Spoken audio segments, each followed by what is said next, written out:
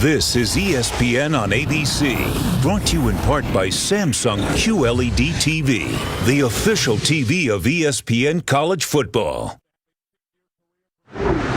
You're watching Auto Trader Tailgate Week. Welcome to College Football, presented by TrackFoam, as part of Auto Trader Tailgate Week. You're watching the Big 12 on ABC. And what a day it is to tailgate, taking a football game here in Manhattan. Homecoming at Kansas State, and about as tough an opponent as they could ask for. Number 5 comes calling. Oklahoma taking on the Cats here in Manhattan.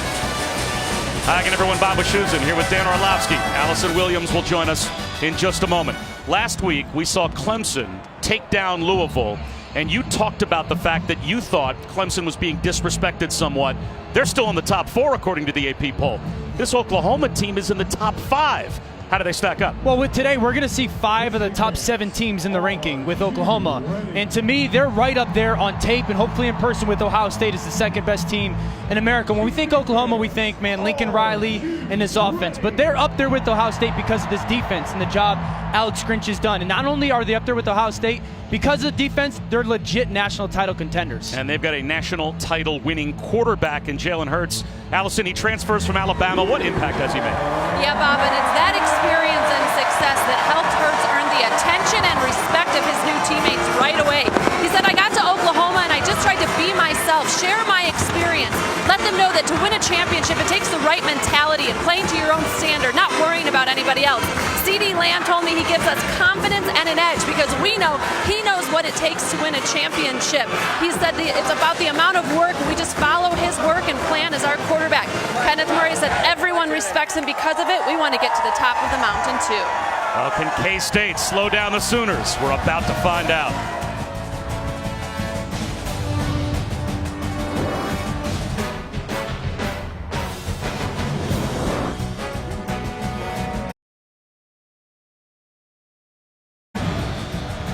Perfect day for football here in Manhattan, and we are set to go. K-State won the toss, and they elected to defer their option to the third quarter. So Jalen Hurts standing by as Oklahoma will start with the football, and we are underway. TJ Pledger from the 10-yard line has a crease. And pretty good field position for the Sooners out to their own 34-yard line. And what a weapon Jalen Hurts has, Dan, at C.D. Lamb. And they use him in so many different ways. I mean, he's a dynamic receiver that is big. He's athletic. He's very physical. He can break tackles, and so they can get him the ball in the pass game. But we'll see him today. They're going to utilize him in their run game as well. But one of the best receivers in all of America. Assuming he becomes a pro after this season, Todd McShay sees him going in the top 10. He's got that kind of talent. And C.D. Lamb is to the top of your screen. 1st and 10 for the Sooners at their own 33. Hurts to throw on 1st down. Swings one down the sideline. Underthrown, making the adjustment and hauling it in is Lee Morris. Or check that, Charleston Rambo. Terrific catch and trust shown by Jalen Hurts. When we talk about C.D. Lamb, and they take C.D. Lamb on a double move, clear out some guys, and they get Rambo, one of their young, talented receivers, on a linebacker. Beautiful adjustment to the ball. Outstanding start for Oklahoma's dynamic offense.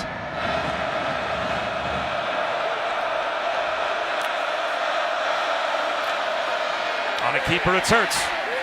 Breaks a tackle.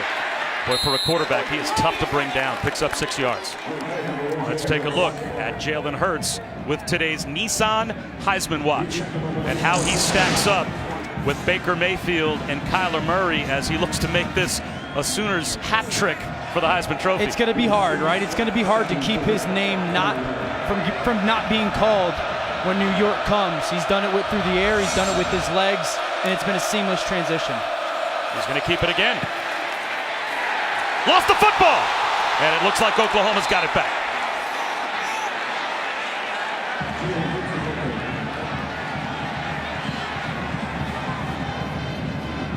Man, really nice hit by defensive end Wyatt Hubert right there. Watching the right side of the screen, 56 put his helmet right on the football. Fortunate bounce for Oklahoma's offense. Hurts on a rollout on third down. Here comes the blind side pressure from Wyatt Hubert. The ball's out again.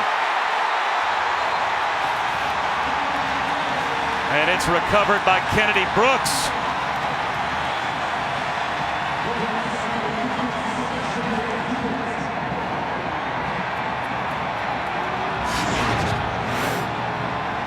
You're going to see, watch CeeDee Lamb.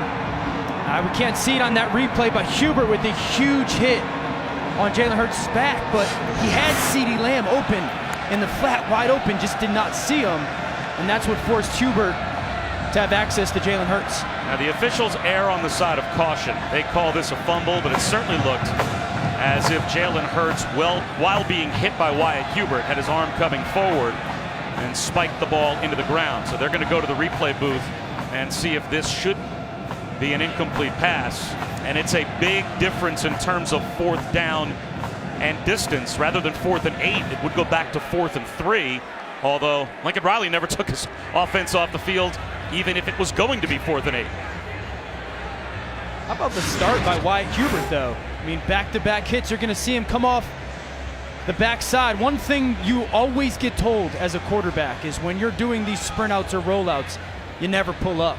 And the pull up there, and it looks like Jalen Hurts was strong enough on impact of that hit to keep the ball in his right hand just long enough to have the ball going forward. It looks like that ball is going forward still in his hand and not moving to be an incomplete pass.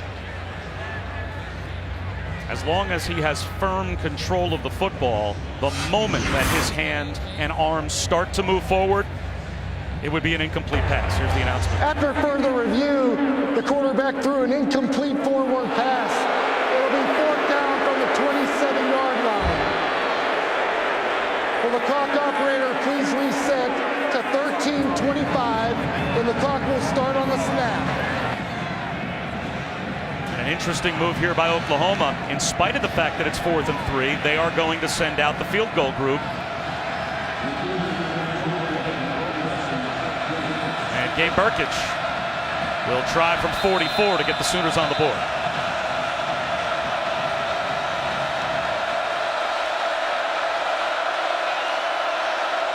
Burkich perfect so far on the season. His season-long 34 yards. So this would be comfortably his season-long, but he has no issues. Drills it right down the middle. And Oklahoma has the early lead.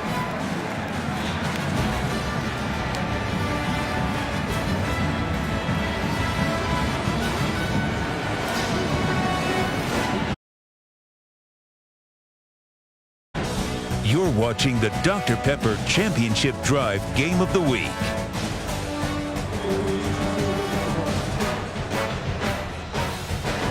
How much margin for error does Oklahoma have in the Big 12 if they are to have an opportunity to play in that championship drive and get to the college football playoff? Not much, you would think. Bob Wischusen alongside Dan Orlovsky and Allison Williams here in Manhattan.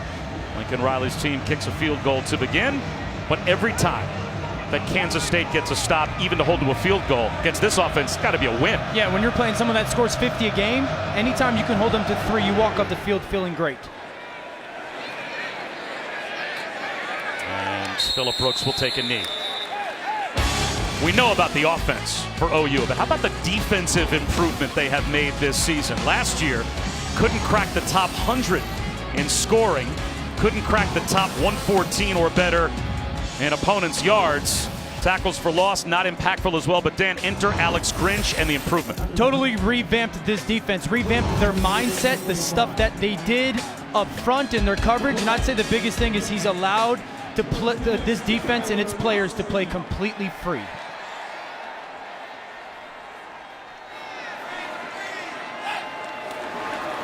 Skylar Thompson with the zone read to Gilbert, and he has stood up right at the line of scrimmage, may have lost a yard. Pat Fields came up to help and make the stop for OU. Chris Kleiman took over for a legend when he was at North Dakota State. Craig Bohl taking over for a legend in Bill Snyder at Kansas State. Great road win against Mississippi State to start off the year, and his defense is going to have to be that good, if not better, today against OU to have a chance. Quarterback run. That's a big part of their game plan today, I would think, with Skylar Thompson. Skylar Thompson has become the main weapon for this football team in the pass game, obviously, but really in the run game. They've become a lot more so reliant on his legs, and really we've seen it in 2nd and long and 3rd and long situations. Oklahoma will be prepared for that. Alex Grinch will understand that's what this offense is doing well right now. I would expect to see on 3rd downs 5 guys across the line of scrimmage, and then pay attention to the 2 end guys for Oklahoma being potential spies, droppers, keeping eyes on Skylar Thompson. A 3rd down and 8 to start, and it's only a 3-man rush. Thompson out of the pocket, hit from behind, and the 3-man rush gets home. Ronnie Perkins is able to bring him down, and it is a 3 and out for a Kansas State offense that has done this far too often, go 3 and out. Well, it starts on 1st down, and it's about Oklahoma's defense. Oklahoma on 1st down gets a tackle for loss, something they pride themselves on, and then they set you up in the 2nd and long, and obviously 3rd and long, they get their pass rushers going, plates and coverage off the field. Devin Anctil can be a field position changing weapon. He drives CeeDee Lamb back to the 15-yard line. Little stumble for Lamb. And he's bottled up at the 25 and brought down by Nick Allen. We'll step aside.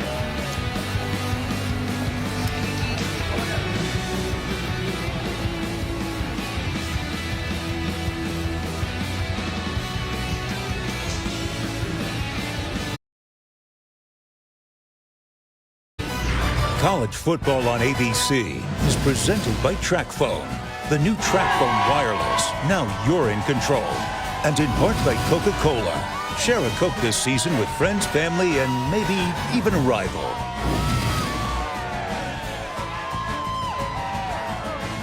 Welcome back to Manhattan. Perfect day for football and a pretty good start for Kansas State. 3 and out on offense, but getting a stop defensively against this Oklahoma offense has to be encouraging for Chris Kleiman and the defensive coordinator Scotty Hazelton. They're back on the field again with OU starting at their own 25.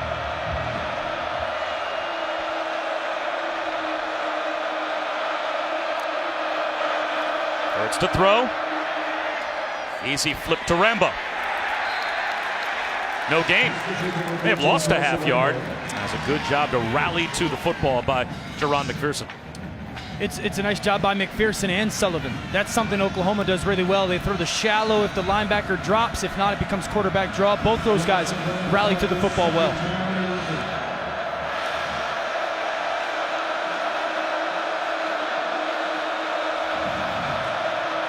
High snap, backwards pass. CeeDee Lamb right back to Hurts. It's a trick play, and it works to perfection. In the open field, it's Nick Basquin down the sideline and tripped up inside the 10. The creativity from Lincoln Riley, 68 yards, and it's 1st and goal.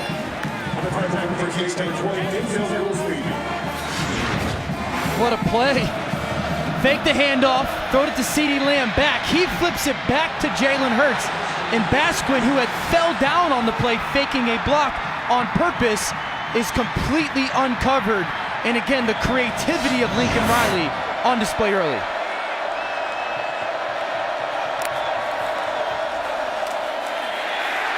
A loss back to the 10-yard line as Kennedy Brooks has nowhere to go. Great penetration again, led by Wyatt Hubert. Trade Deshaun in there as well.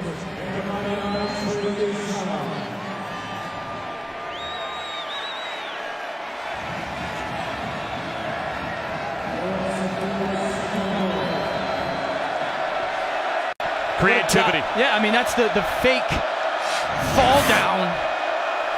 Leads them being completely wide open. Sidearm pass intended for Lamb, and now it's 3rd down and goal at the 10.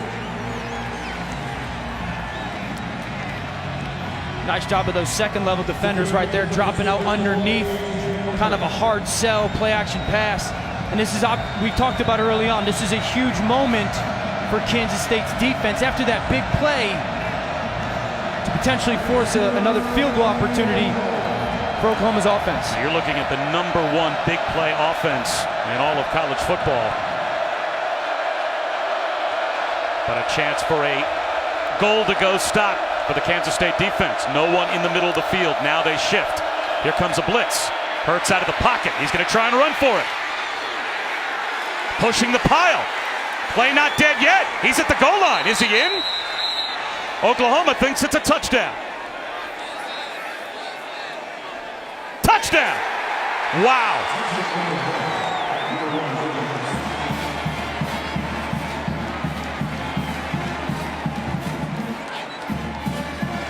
That's a 220-pound running back that may not have the speed of Kyler Murray, but once he gets into the mosh pit, Dan, he is hard to bring down. He gets hit at the 4-yard line right there, viced by 2 or 3 guys on Kansas State. Watch the leg drive, and obviously some of those big old linemen come and be a part of that big rugby scrum push. Watch impact right there at the 3 or 4-yard line, and then the leg drive. Looked like he crossed that goal line. Incredible effort. So Burkich out for the point after.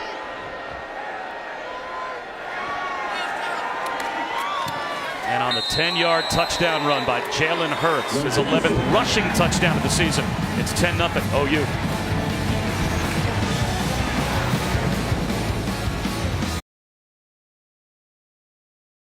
Here it is, Tua Tagovailoa, a true freshman from Hawaii, gets the second half start. Your first reaction when you were told Tua is going to start the second half? We got to win the game, one way or another. And I'm always going to be a team guy. Coach, he made the decision that he made. I mean, we're national champions. I'll be able to say that for the rest of my life. That day made me who I am. I wouldn't change it for the world. And Jalen's ties to the Tide continue to show since he came to Oklahoma. We heard him refer to the media and the rat poison a la Nick Saban. Saw him have a victory cigar last week after Alabama beat Tennessee. And his head coach, Lincoln Riley, says, you know what? I think it's pretty cool, actually. He is totally good with it. He said, just like Texas Tech will always be a part of me, Alabama will always be a part of Jalen. He's all OU right now. He's enjoying this place, but we can't change the past. It will always be part of him. He gets it. He said, I root for Texas Tech when we aren't playing them. And he's going to be the same way Jalen is with Alabama. I admire the young man. I think he's the standard bearer for college athletics right now. We don't talk about or appreciate enough him off the field rather than on the field. And he's going to be a CEO of some company someday because he's special. James Gilbert with a big run. And this is just what Kansas State needed as they were starting at their own 12-yard line. And that gets the Wildcats after a 26-yard gain by Gilbert out of harm's way. Well, they guessed right on the movement by Oklahoma's defensive line. Catch him in a slant. It's the right play call versus what Alex Grinch dialed up for Oklahoma. Huge run, and that, I mean, first down is going to be so important for Kansas State to have some success today.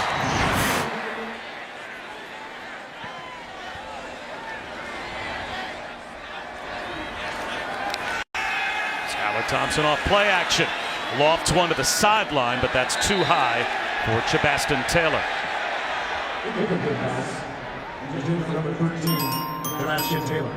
Well, later on tonight, it is college football primetime presented by Bass Pro Shops and Cabela's. Notre Dame and Michigan at 7:30 on ESPN, on ABC and the ESPN app. Notre Dame hasn't won in Ann Arbor since 2005. They're going to be challenged tonight. I mean, Michigan's defense is legit. They're going to come after Ian Book. The big thing is making sure he gets it out of his hands early on, not to take hits. Malik Knowles, he's fighting through injuries, and he's trying to fight through Sooners, and he's got a first down.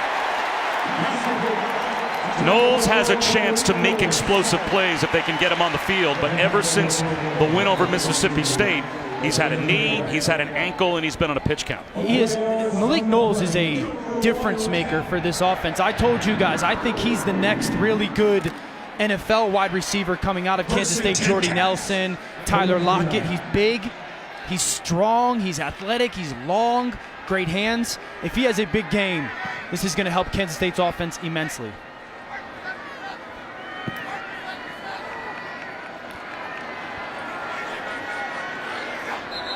Flags down. Skylar Thompson was trying to get a play change communicated to his group. That's tough, man. False start. Offense number 79. 5-yard penalty. It's first down. Well, what really happens there is Thompson takes the tight end who was in the backfield and puts him on the line of scrimmage. Well, that means one of the receivers that was on the line of scrimmage then has to step off. And throughout all that communication, remember, words, offensive linemen hear stuff, force that jump by Holtorf.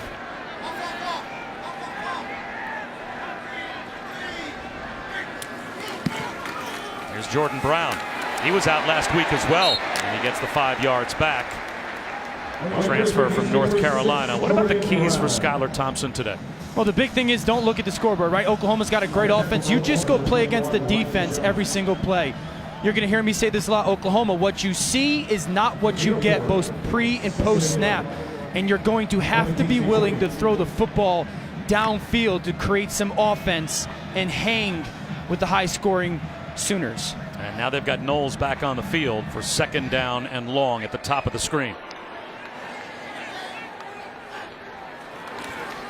Thompson. Long throw, looking for Knowles, and he's got it. First down. To the 29-yard line of Oklahoma, a gain of 22.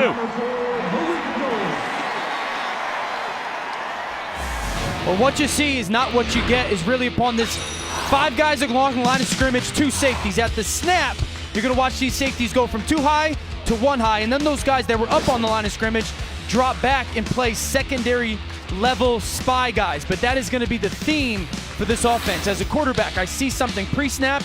I cannot expect to see the same thing post-snap. Thompson's got to have great eyes. And great pass protection on that last play. Hand off to Harry Trotter. He's got a crease down to the 21-yard line. Pickup of about 7 yards, close to 8 for the Wizard.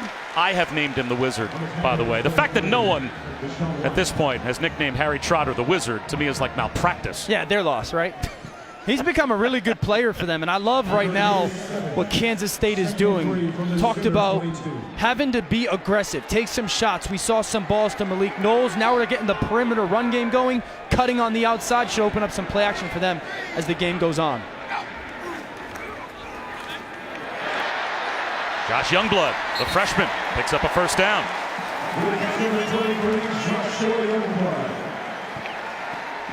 Right now, it feels like Kansas State offensively and their offensive coordinator, Courtney Messingham, he had mentioned, I can't go to the line of scrimmage blind. I've got to try to anticipate some stuff that Oklahoma's going to do and take advantage of it. And that's 3 plays in a row that he has anticipated. I expect Oklahoma to do this. I've got to call this.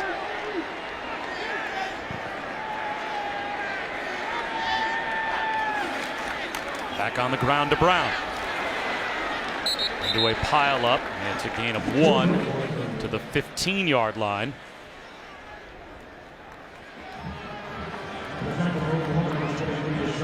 Deshaun White, Kenneth Murray, those 2 linebackers coming in and helping out on the stop. And you're changed as the play caller now. Usually you get down the red zone, you think, okay, we've got points. Field goals aren't going to win you this football game. And so you got to continue to have that aggressive mindset that you've showed throughout this drive. Play action again for Thompson. Well protected. Now he's out of the pocket. He's going to throw this one away. 3rd down and 9 from the 15-yard line coming up. Nice job by Oklahoma defensively, anticipating that Messingham might be a little bit aggressive, but I want to point out the throwaway by Skylar Thompson, because on tape the past couple weeks he's tried to do too much, and in those scramble moments have tried to make plays and hasn't thrown it away. So I'd like to see that there. 3rd down in the red zone, Oklahoma loves to drop coverage, rush 3 guys, play 8. If you're Skylar Thompson, the biggest thing on this play, stay patient. Don't allow your clock to make you get out of the pocket if it's not needed. OU shows blitz. Malik Knowles, hand fighting, flag out. He's one-on-one out there with a freshman. Jaden Davis, the true freshman corner. Got a hold of Malik Knowles, and this should be a first down for Kansas State in the red zone.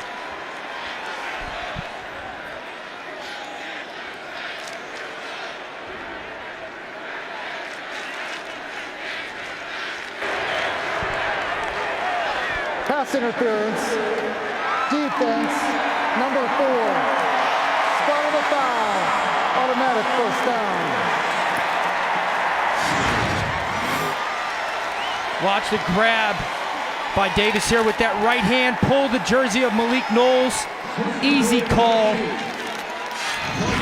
Nice conversion for Kansas State, but it was really because Knowles is selling some speed vertical, and that forced that grab by Davis. I'd love to see a little bit of a quarterback run game here. Get behind some tight ends, quarterback run game. Use that numbers advantage to yourself. Well, they've got 2 tight ends out there, both to opposite sides of the field. They're going to run a little option, and walking into the end zone is Skylar Thompson, unaccounted for an easy Kansas State touchdown.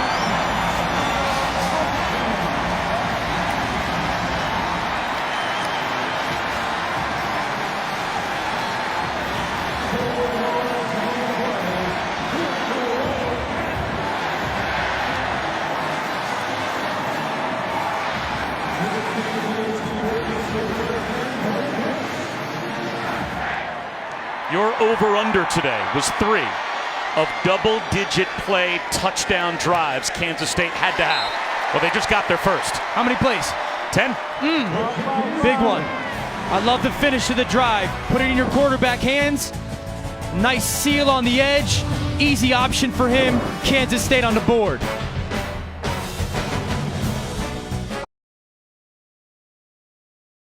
A touchdown drive for Kansas State that takes more than 5 minutes off the clock. Beautiful finish for their touchdown drive, the red zone. Let's watch the tackle and Blaze Gammon, the tight end, secure the edge on this option play, and then watch the bind it puts Radley Hiles, the safety, in there. In any sport, what do you want to get? Numbers advantage. My 2 on your 1. Beautiful job sealing the edge and then putting that bind of the defender. You can't be right. Returnable from the 7 for Trey Brown. And he gets stood up shy of the 29-yard line. We're coming up tomorrow on Countdown. Randy Moss will sit down with Tom Brady and discuss the 42-year-old's future. Plus, Randy will rank the best catches from this week's college football action and how Bruce Lee turned Christian McCaffrey into an MVP contender. Kick off your Week 8 with Sunday NFL Countdown, 10 a.m. Eastern, tomorrow on ESPN. How about Adam Schefter saying the other day, I think he said it on Get Up with Green, that he thinks the least likely scenario next year for Tom Brady is he's the quarterback of the Patriots. That's the least likely scenario? And that's, I mean, this is the greatest quarterback of all time that you're saying that about. That like carries weight. It'll be a topic of conversation every day. I don't want to see it, but we'll find out. Selfishly, as Kennedy Brooks gets bottled up near the line of scrimmage, may have picked up about a half yard. I just can't imagine seeing Tom Brady wearing a uniform other than a Patriot uniform playing quarterback in the NFL.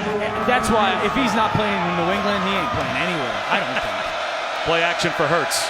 Steps up, looking for a bomb down the sideline. Incomplete. A.J. Parker there in coverage on CeeDee Lamb.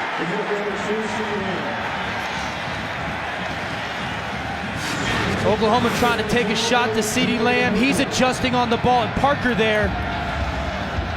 There's definitely some contact by his shoulder turning into CeeDee Lamb's chest. If you're Parker, don't you have the right to turn around, adjust to that football, and go for it as well? Yeah, that's why I like the no call. Is there some contact? Yes. But they both have the right to go where the football is going and track it.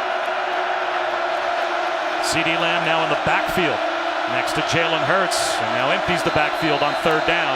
And now a timeout called by Oklahoma from the sideline as Lincoln Riley could not get his guys set.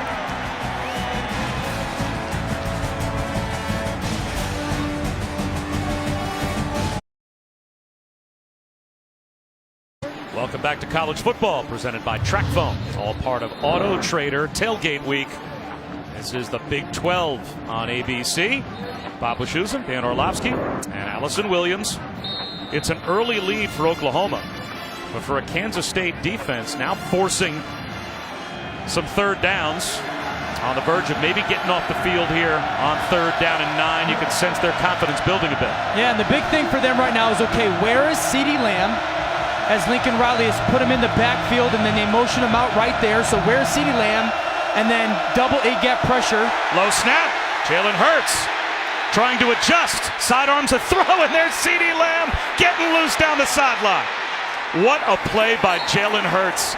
Keeps his composure, keeps his eyes downfield, and Oklahoma picks up 30. We were talking about Heisman stuff, right? This is incredible. The fact that he stopped the ball, right? Stopped the ball at his ankle, gathers it, has the awareness to keep his eyes downfield, threw pressure and find CeeDee Lamb, and then throw an accurate football to him. That was an incredible play, and it's the weekly routine for Jalen Hurts.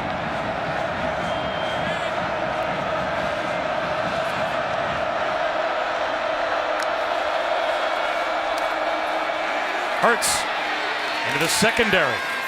Running through tackles down to the 26-yard line. He's got a first down if the play stands, but there is a flag down back near midfield.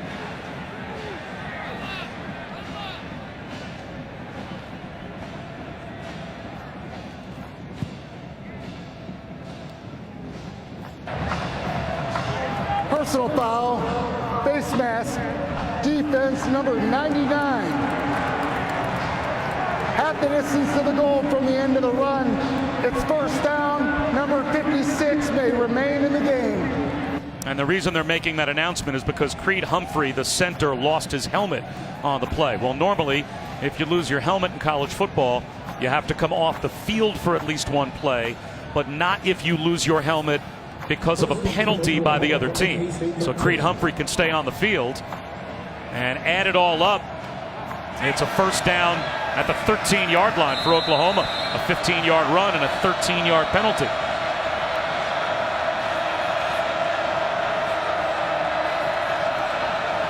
The big thing is, are you going to put CeeDee Lamb one-on-one in the red zone by himself if they do throw it to him? Instead, they hand it off to Trey Sermon.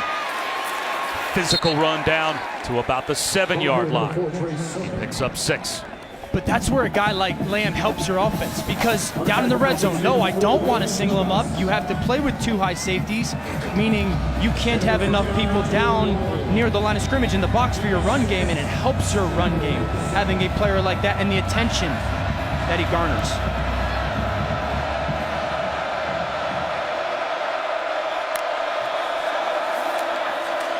Hurts up the middle, at the goal line, he's in again. Second rushing touchdown for Jalen Hurts, and Oklahoma extends the lead.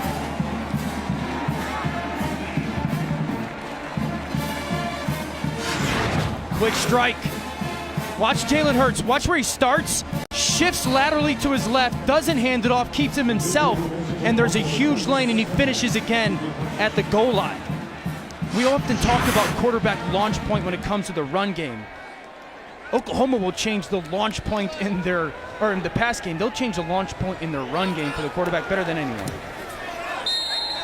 What a weapon Jalen Hurts has become in this Oklahoma offense. They've got the 10-point lead.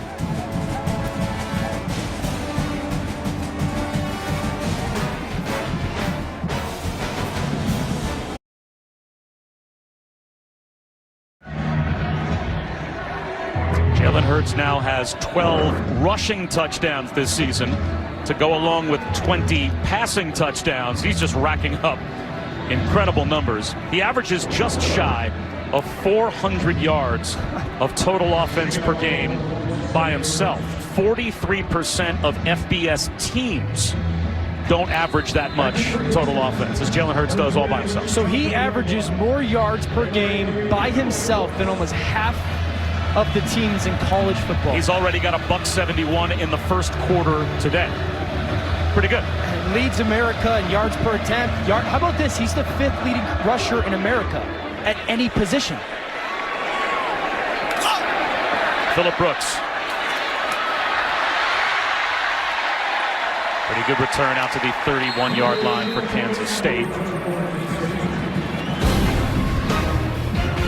Week 8, Monday Night Football. It's the Dolphins looking for some Fitzmagic when they take on Juju Smith-Schuster. And the Steelers coming off a bye. 8 Eastern on ESPN, ESPN Deportes, and the ESPN app. Our coverage will begin with Monday Night Countdown at 6 from Heinz Field.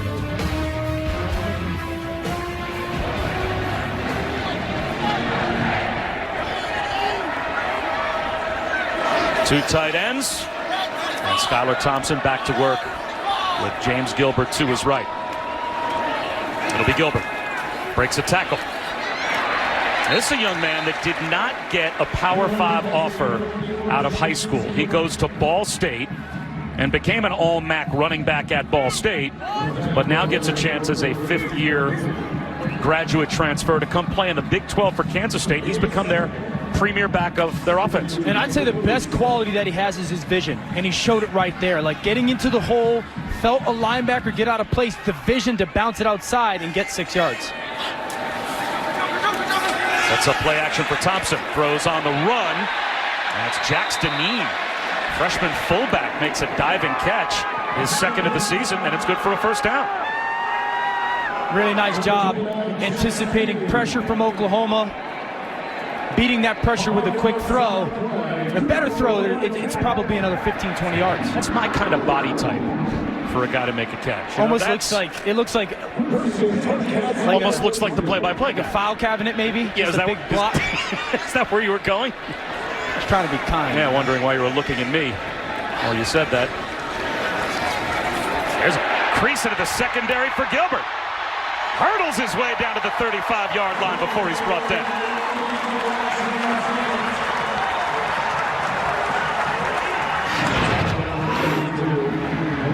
Watch the movement by the defensive line. They stem in, you guess running out.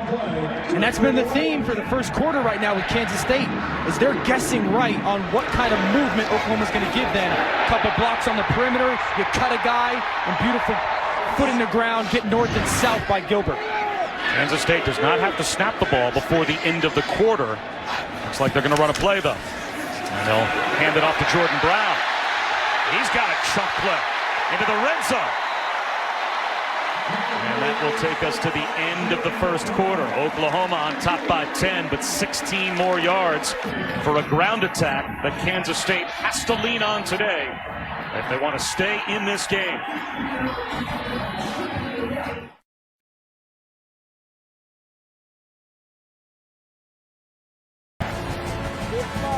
Oklahoma on top of Kansas State, 17-7. We start the second quarter and we continue. Dr. Pepper's championship drive game of the week. Bob Wischusen, Dan Orlovsky, Allison Williams here in Manhattan. And it's a first down at the 20-yard line for Skylar Thompson and the Wildcats to start off quarter number 2.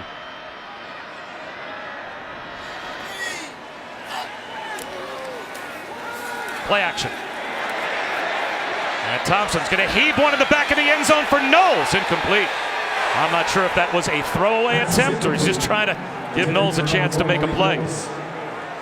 Bob, the way Kansas State's been able to move the ball and finishing that last drive with a touchdown, you can see their confidence building. And Coach Kleinman told us it would be huge in this game. He said what makes Oklahoma so impressive is they blow teams out in the first half. They just go for the jugular right away. He said we have to build their confidence early and give these kids life and belief that they can play. And guys, watching them on the sideline, they have it right now. Well, it's second down at 10 at the 20-yard line as they're looking to score some points here with a handoff to Jordan Brown. Check that. Thompson holds on to it and pays the price.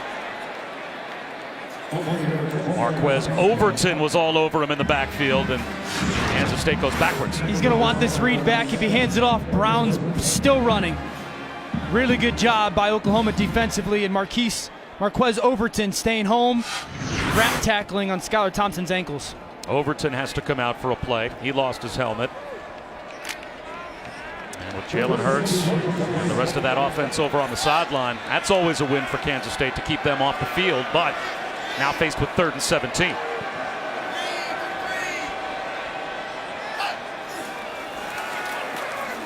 Thompson, the pocket collapsing. Sidearms one to the sideline, flag down. In the secondary, Dalton Schoen, the intended receiver.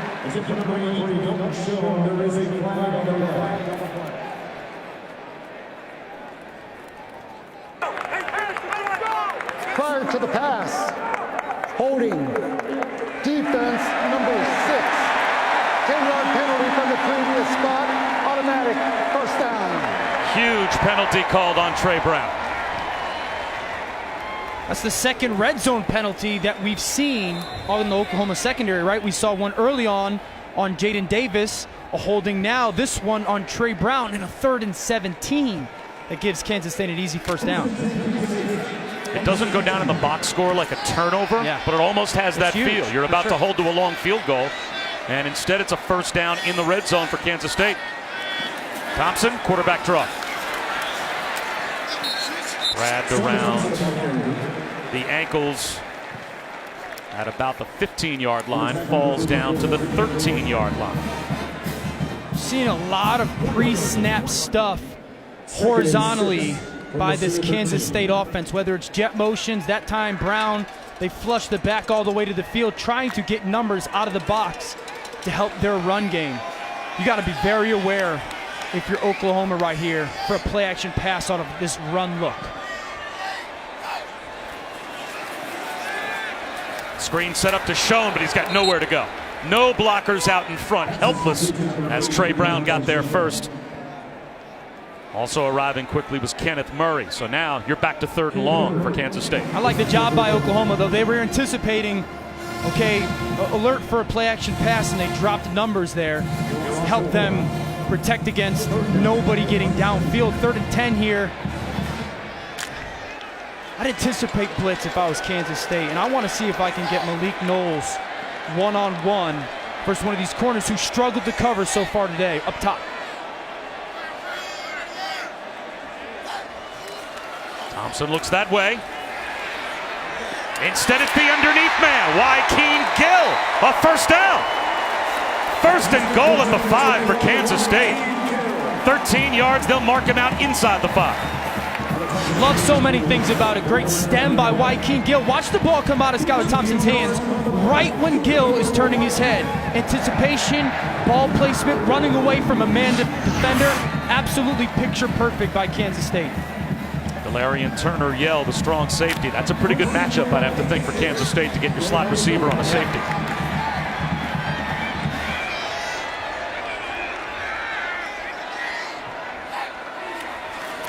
Thompson finds Youngblood, and Youngblood finds the end zone. The freshman Joshua Youngblood is able to score from 4 yards out.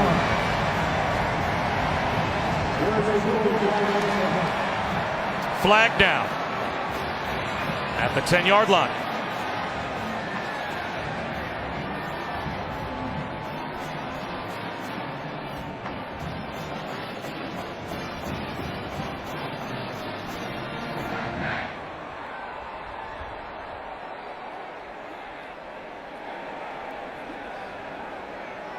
Interesting what they call. I mean, what a beautiful drive by Kansas State. Now aided from the hold, right? Aided by the holding on Trey Brown. But they took advantage of that to get in the end zone. There's a long conversation before a very important call. Which makes me think it's on Kansas State, right? I mean, why would you if it's a touchdown, it's a touchdown. Unless there's a debate as to whether or not the flag should be picked up. The result of the play is a touchdown. After the play, personal foul, unnecessary roughness for kicking, defense number 11. That 15-yard penalty will be assessed on the kickoff.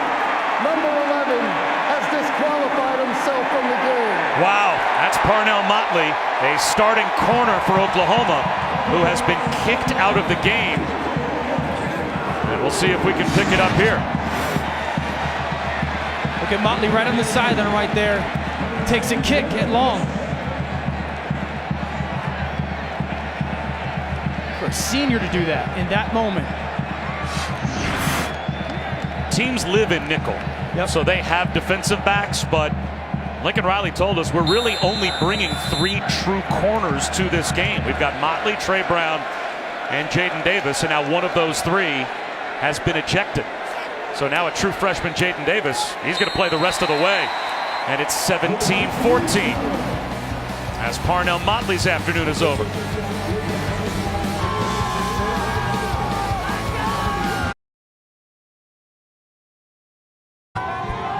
This season, Taco Bell is celebrating student sections and passionate fans like these by awarding the Live Más Student Section of the Year. The Wildcat Student Section already on the national watch list.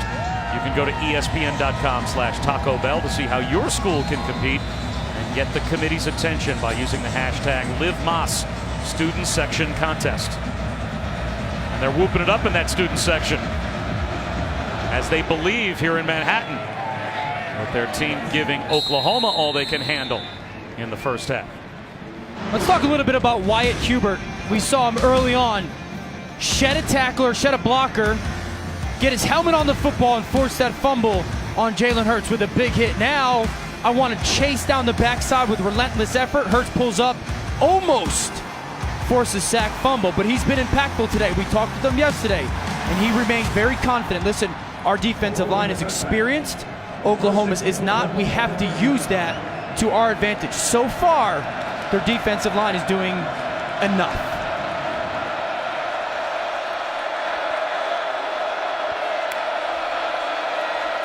Sermon up the middle, met by Wayne Jones.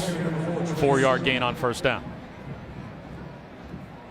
And really, if you're Kansas State defensively, the goal is just continue to force Oklahoma to snap the football.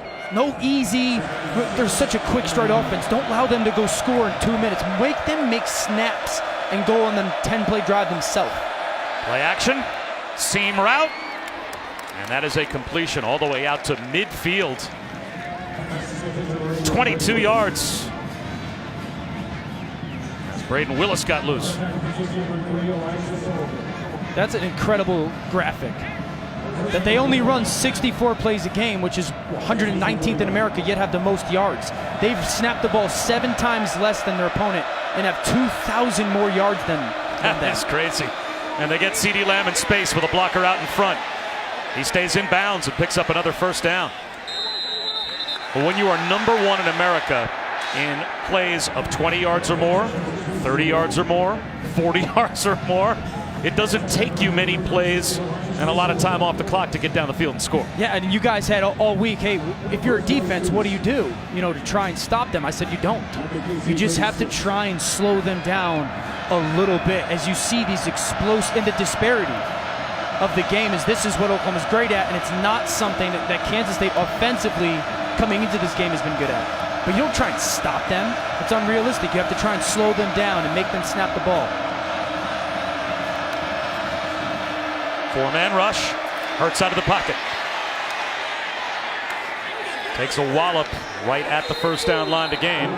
Flag down in the secondary as well, as it looks like Hurts picks up 9 yards on the run.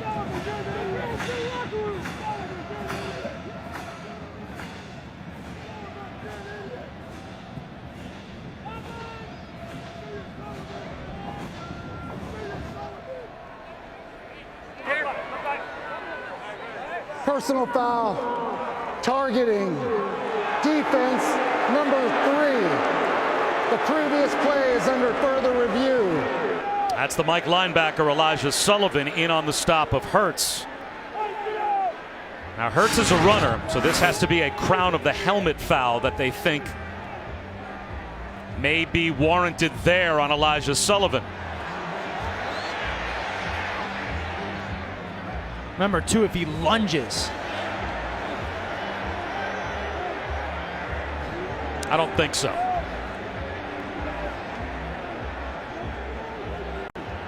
Right, doesn't it look as he comes in here? I don't think there's a lunge. And it looks like the Yeah, shoulder. like, doesn't it look like he turns? And this is why they go to replay automatically for this foul. And that's why the officials on the field err on the side of caution and throw the flag, knowing that replay has to confirm the call on the field for it to still be targeting, and they make sure they get it right. And they've got their checklist, right? Like, it has to hit certain bullet points to be able to confirm that targeting call on the field. And if you don't, then that targeting call is overturned. It's a very black or white situation. After further review, there is no foul for targeting. Number again, 2nd down. And that's exactly the way that call-in situation is supposed to be handled. Yeah, remember, you got to go lunge with the crown of your helmet. And I think he dips with his shoulder to make that impact or contact. And so I love the call by the officials, and I love the process that college football has for it. Close enough, though, for Elijah Sullivan. Maybe the teaching point is eyes up, see what you hit. Sure. Don't lower your head that way. That's what they're trying to get out of the game. Said from the guy in the booth. Not sure why that's necessary. 2nd down and 1. Quarterback draw for Jalen Hurts. 1st down and more. Inside the 20. And he gets all the way down to about the 15-yard line. Gain of 11. Sullivan made the stop. It's just so hard. I mean, the quarterback takes the snap, he looks left, so you're naturally going to flow that way, and then they bring 4 pullers, 2 offensive linemen and 2 backs to the other side of the field. It's such a stress on this defense every single play with all the counter and the movement. A pitch to Sermon. Nowhere to go. He's going to lose yardage.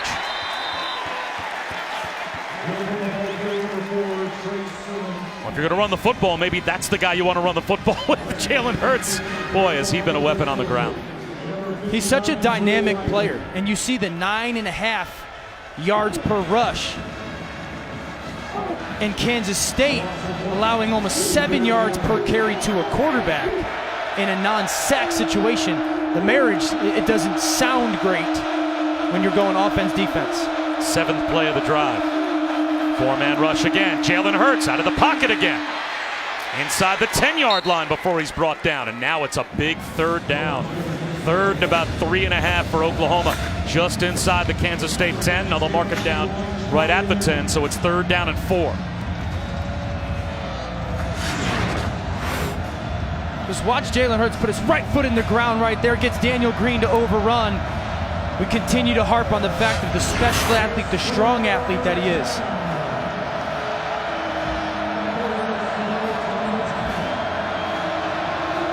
Two touchdowns for Oklahoma, both Jalen Hurts runs. And you got to continue to think quarterback run or zone read could be in play.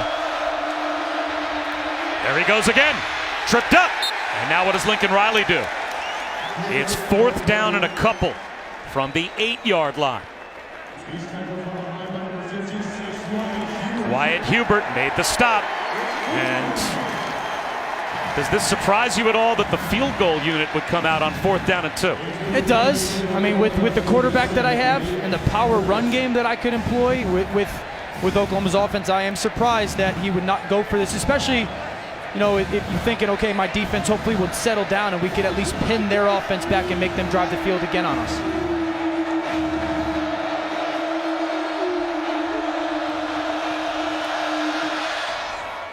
Burkich is good from 25 yards away. 6-point lead for Oklahoma midway through the 2nd.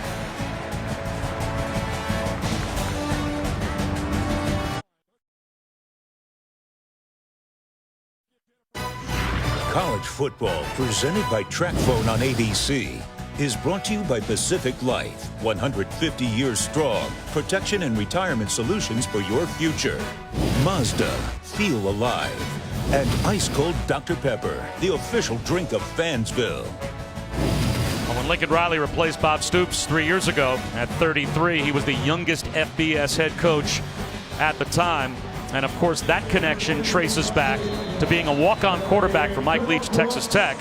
But then while he was in East Carolina, Bob Stoops calling Mike Leach, who had Lincoln Riley on the staff there as well through 2009, asking for a recommendation for a hire.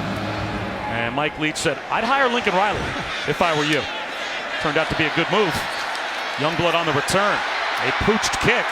And this is going to give Kansas State terrific field position near their own 40-yard line as we check our Aflac trivia question. Aflac. Which teams does Oklahoma have 75 or more wins against in school history? 4 teams on the list. Talking Lincoln Riley, I told you guys this week, I think Lincoln Riley is the best play designer and play caller at any level of football right now. Wow. Thompson on a rollout. Zings one to the sideline, and Dalton Schoen makes the catch. pretty good play design there for Kansas State. And this is something that I think Skylar Thompson does really well, throw on the run. And I love the fact that they come out on first down with an aggressive play call. We've seen Skylar Thompson display some really good accuracy today. And it was on just like that throw for a quarterback running full speed away from the defender. I don't care if you're going to right or left and having to throw it against man, big time throw. Screen out to Youngblood. He gets to the 45-yard line and picks up 3.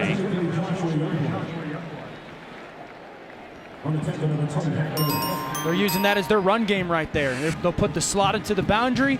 If you're going to continue to put numbers to defend our run game, then we'll kick that bubble out there, and we don't care if it's only 4 yards. That's just the same as us calling a run on first down and feeling good about it. And now 2nd and 6 is exactly where Kansas State wants to live, because they can use run, they can go play action, they can do drop back, whatever they want. Straight ahead run. Gilbert spins close to a first down.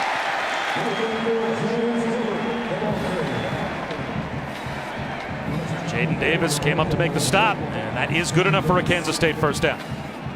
The thing that Oklahoma does defensively that's helped them so much this year is the movement and the stunts by the defensive line. They don't do a bunch of them, they just do it a lot. Now it's great because you change the gap that you're in before the snap, but it's also dangerous because if you get caught in that stunt by the offense and they run where you're leaving, it equals big plays. That was a perfect example of it. Here comes a blitz. Quick slant. And out on the edge, it's Blaze Gammon. The tight end is down to about the 31-yard line, and we are in his stadium. It is Bill Snyder Family Stadium. And it really is, I think, fortuitous for Chris Kleiman that he replaced Craig Bohl, a legend at North Dakota State, because he said it's not easy when you come and replace literally the legend of a program, but it prepared him to come here and try and fill Bill Snyder's shoes. And the expectation. He said he was ready for the big expectation and the standard that had been set by Coach Snyder. Jordan Brown hit right at the line and driven back by Overton. And by the way, we're not just in Bill Snyder Family Stadium, but we are right down the road from Bill Snyder Highway. What does it say about the football stadium and literally like the only paved road into town, both named after the same guy? Had some success, revered in town, as he deservedly so. I was telling you guys, like when I think Kansas State, I think purple. I think Bill Snyder, and I think purple. Yep. It's become a brand for them. Big play here, 3rd down and 5.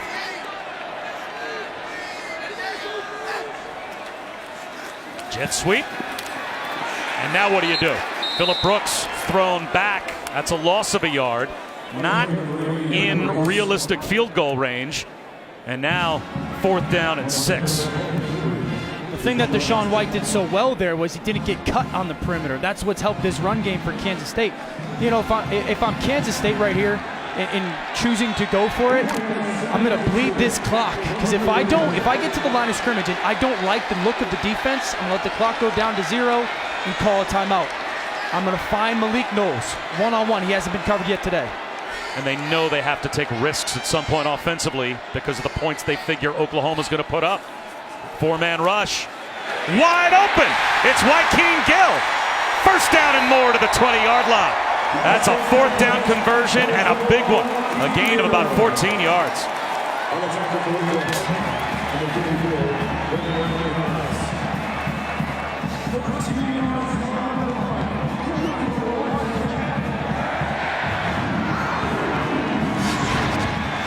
Let's watch the soft cushion. This is Malik Knowles. He's going to push up. That forces that safety to go up. And the soft cushion displayed by Joaquin Gill right there. Watch how soft the cushion is as Malik Knowles goes outside. Easy completion to Joaquin Gill. Soft coverage, but the attention to Malik Knowles opens him up.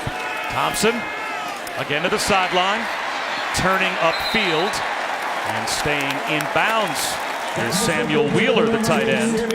And now if you're Kansas State as well, bleed this clock down and try and take as much time away from Oklahoma before halftime as you can. You shouldn't break the huddle till about 20 seconds, 18 to 20 seconds on the play clock. And you're telling Skylar Thompson, you do not snap this ball with more than 3 seconds on the play clock. And continue your aggression, but manage this clock is important.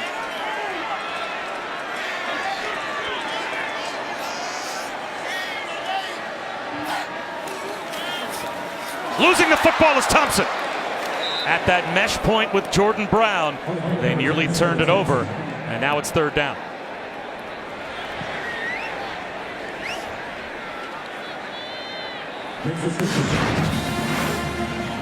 Just watch the mesh point. Running back goes to take it, quarterback goes to pull it, gets left hit on that hip, and it's that nose of that football. That's all it takes to lose control of that football.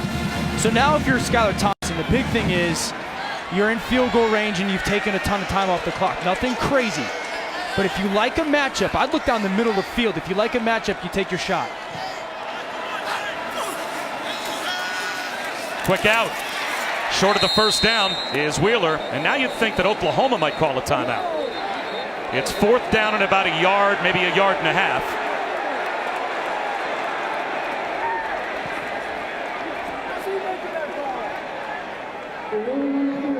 Is an incomplete pass.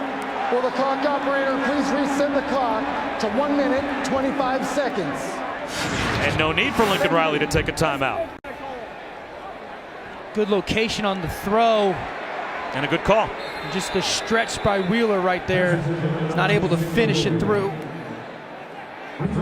Just slipped out. So here comes the 5'5" kicker, Blake Lynch, from 35 yards. To try and make this a 3-point game once again. He was put on scholarship after the first game last year. And he connects. And we'll step aside for just a moment. Terrific first half here in Manhattan.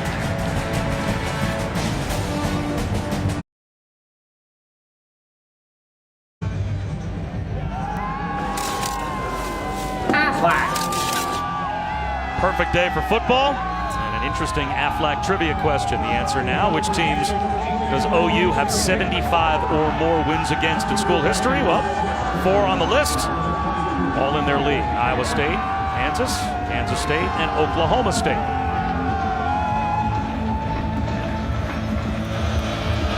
But in a tussle with K-State here. Short kick, and making a catch on the dead run, but losing his footing is TJ Pledger. And we'll step aside, come right back.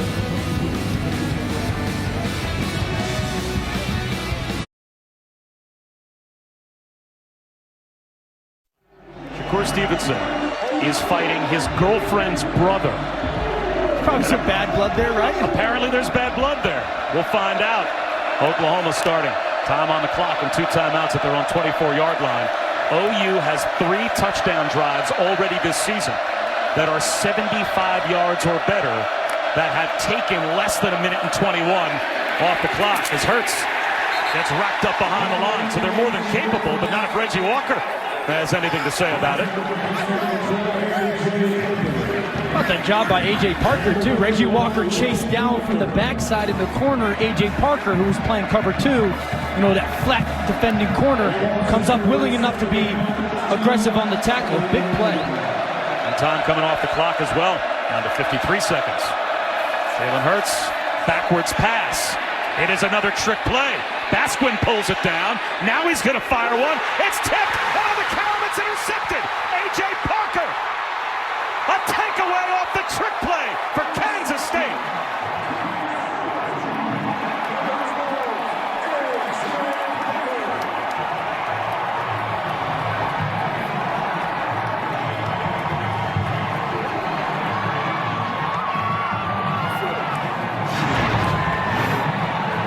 Let's watch A.J. Parker down at the bottom of the screen as this play develops. He's playing a cover 2 corner. Down in that flat. Watch the discipline. Sees the backward pass. He drifts downfield, and then he just plays with instinct. Floats. Tipped balls equal picks. But it was because not only A.J. Parker, but everybody on that defense plays with great discipline.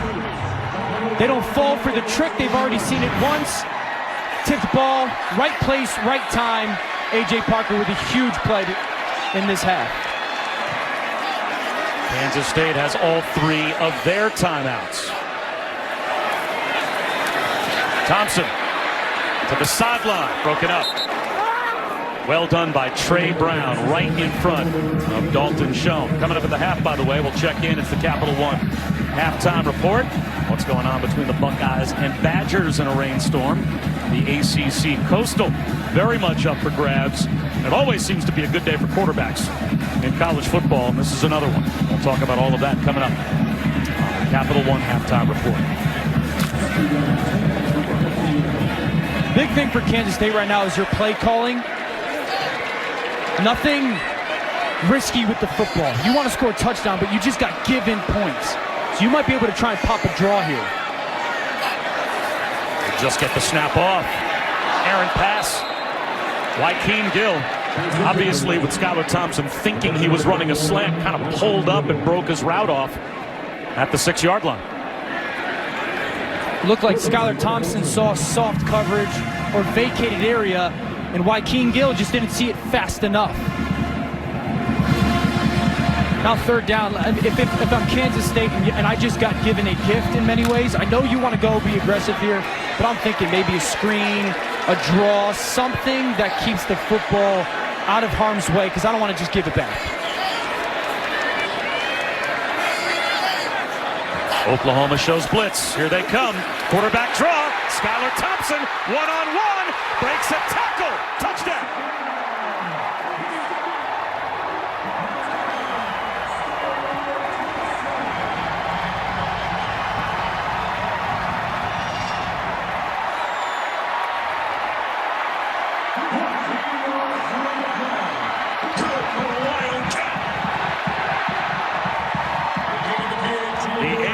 Parker pick turns into 6.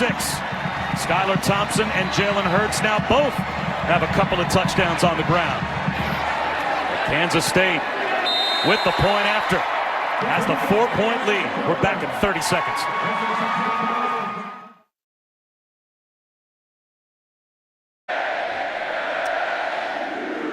Let's go back to the touchdown as Kansas State takes the lead. Let's watch the left guard, Revis, and then the tailback, Brown, as you're going to get this slant by Oklahoma's defense. The guard picks it off, and then Brown picks up Deshaun White, the blitzing linebacker, right there. And a great job by Kansas State's offensive line anticipating some pressure. An awesome job by the guard, and then Brown, a tailback, being used as a blocker to open up the huge hole for Skylar Thompson. This is the 27th time that Kansas State has hosted a top 5 team. They've only won twice, and not since 2006. Nice job to stay on his feet by Trey Brown. Oklahoma still has 2 timeouts, but only 16 seconds on the clock. And NFL Primetime with Boomer and TJ, Sunday at 7:30 Eastern, only on ESPN+. All the highlights and breakdowns for the day's games. Updates from the Sunday night and Monday night games. With Scott Van Pelt and Joe Tess. You can get ESPN Plus by downloading the ESPN app. Oklahoma has not trailed at the end of any quarter so far this season. How aggressive will they get with 16 seconds and a couple of timeouts? Jalen Hurts to throw. He's going to go downtown. Climbing the ladder to make the catch is Rambo. And at the very least, they are now in field goal range. Might as well call one of those timeouts now with 9 seconds to go. And Lincoln Riley does exactly that. We got Rambo running down the middle of field on a linebacker, Elijah Sullivan. Goolsby, a safety, played so far over the top. Watch this throw by Jalen Hurts, staring right down the middle of field.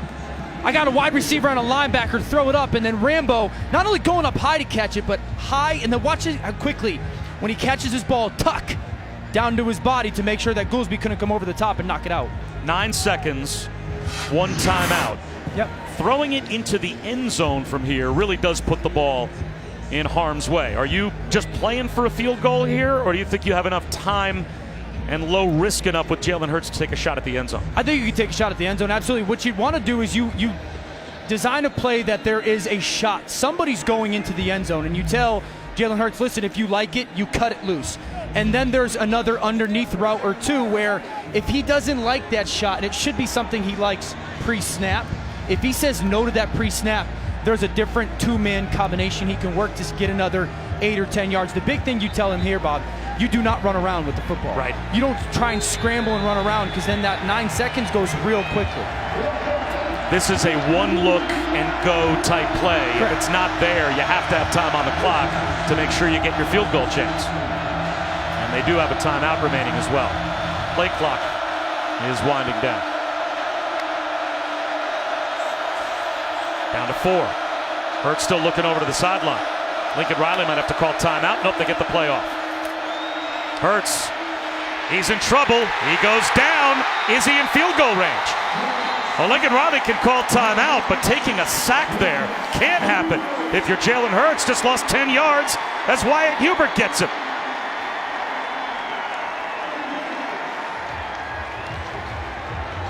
The one thing we talked about that Jalen Hurts could not do in this moment. Try and scramble around and make a play. If it's not there, if you didn't like it, waste it, kick your field goal.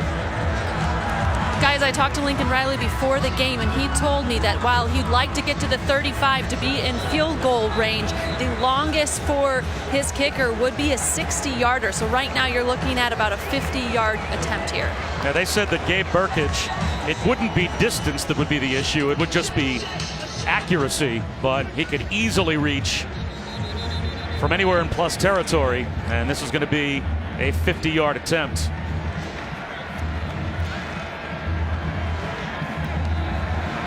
His season long and career long earlier today, 44.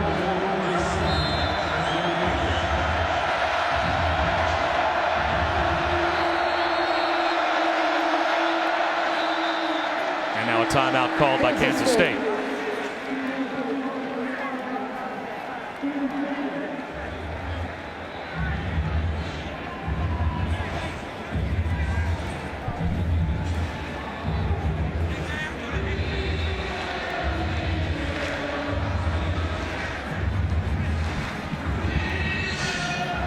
I wonder if Chris Kleiman is going to spend the rest of his timeouts here and see how much he can make the kicker think about a 50-yarder, but how much is there to think about at halftime for an Oklahoma team that has not been in this kind of a position so far this year? A lot. I mean, you've got to look at Kansas State's offense and go, well, they've obviously got our number, right? They've been running the ball in the perimeter, and the movement for our defensive line is not working. And then for our offense, I mean, you've done a good job offensively if you're Oklahoma. You just don't want to attempt field goals.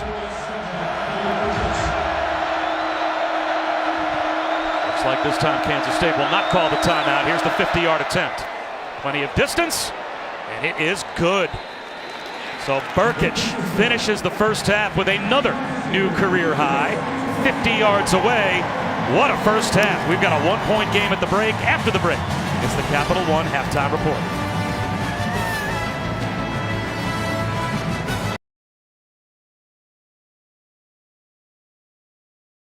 Welcome back to Auto Trader Tailgate Week.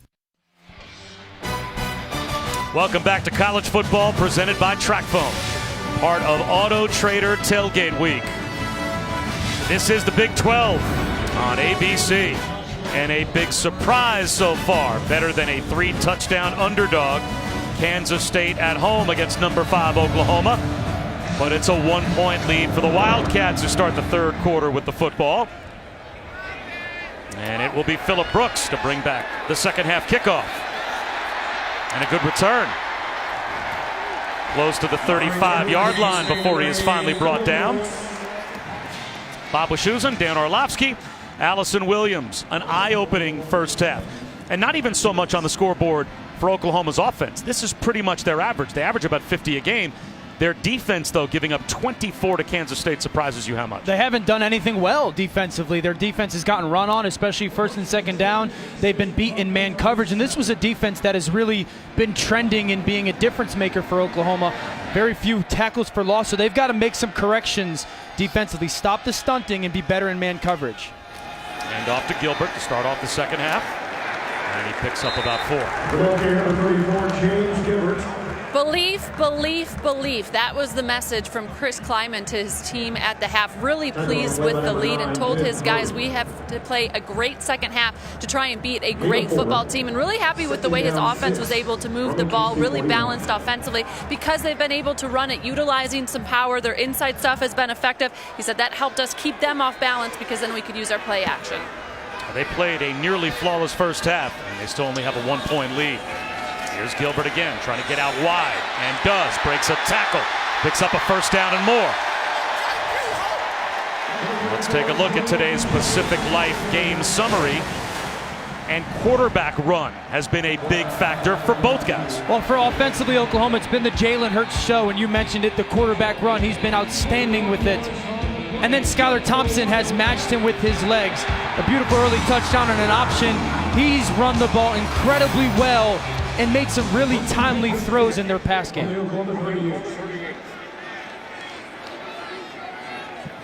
Oklahoma in a new spot, down at the end of the second quarter. Play action for Thompson, under some pressure, and he's going to throw that one away up the right sideline. It'll be 2nd down and 10. Well, Skylar Thompson was recruited by Chris Kleiman when Coach Kleiman was at North Dakota State. But you're talking about the former Missouri Gatorade Player of the Year and a guy that was being recruited to Kansas State and some other Power 5 schools. So he knew he had no chance to actually get him to come to North Dakota State. But he did establish a relationship with Skylar Thompson they said was really beneficial when he took this job. He's beloved by his teammates, beloved by their coaching staff. His play's gotten better every week. Jordan Brown. And now Oklahoma's got a chance to get a stop on defense. They have forced 3rd down and long. So an early 3rd down to start this half. You're 38-yard line. As a play caller, you are thinking, okay, and Skylar Thompson needs to be aware of this. 6-7 yards here is different than at my own 38-yard line. So underneath completion in a one-on-one matchup is plenty to force your coach to go, maybe we go for it on 4th and 3. You've exposed the slot of this defense. Does Alex Grinch bring pressure? And now it's going to be 3rd down and even longer. Ball start. Offense, number 74. 5-yard penalty, 3rd down. There is no Power 5 offensive lineman that has started more games active than Scott France, the left tackle for Kansas State. This is his 45th career start, and he just made a mistake that now puts his team in a 3rd and 15 hole. And the 2 3rd down and long conversions that Kansas State had in the first half were because of penalties by Oklahoma. I'd expect Oklahoma to play some soft zone, but you're still in the same mindset if you're Skylar Thompson. A completion is worthy here. Only a 3-man rush. Thompson takes a shot for showing up the seam, and he's got a 1st down.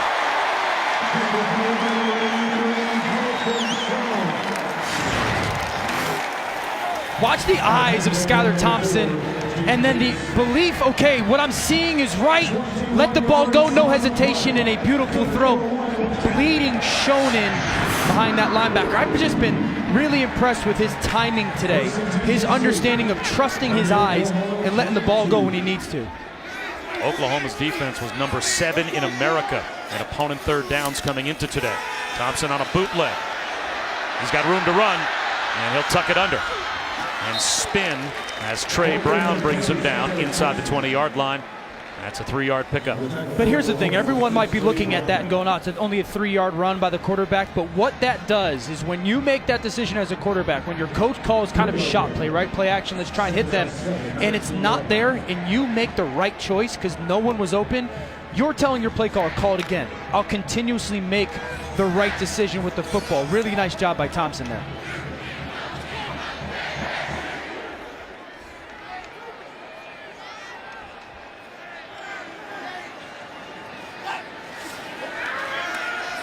Quick hitter to the outside, incomplete. And once again, it's a 3rd down, 3rd and 7 at the 19. That pass intended for Nick Lenners.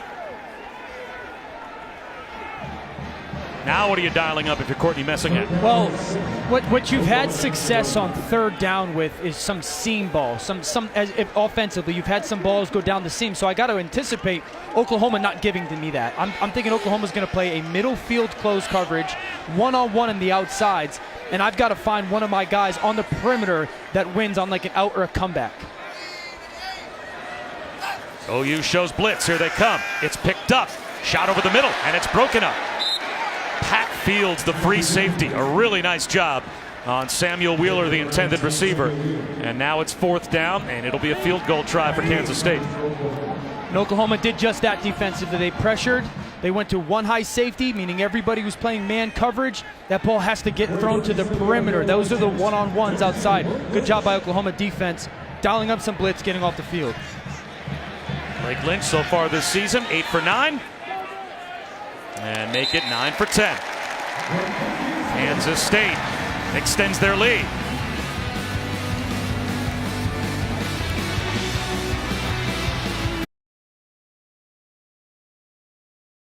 Welcome back to the Dr. Pepper Championship Drive Game of the Week.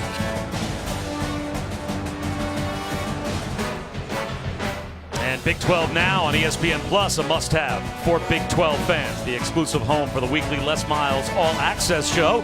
Plus, you'll get more than 40 men's basketball games, including 15 Kansas State hoop games and hundreds of other Big 12 games that include plenty of women's matchups as well. Sign up today, ESPNplus.com/Big 12 now.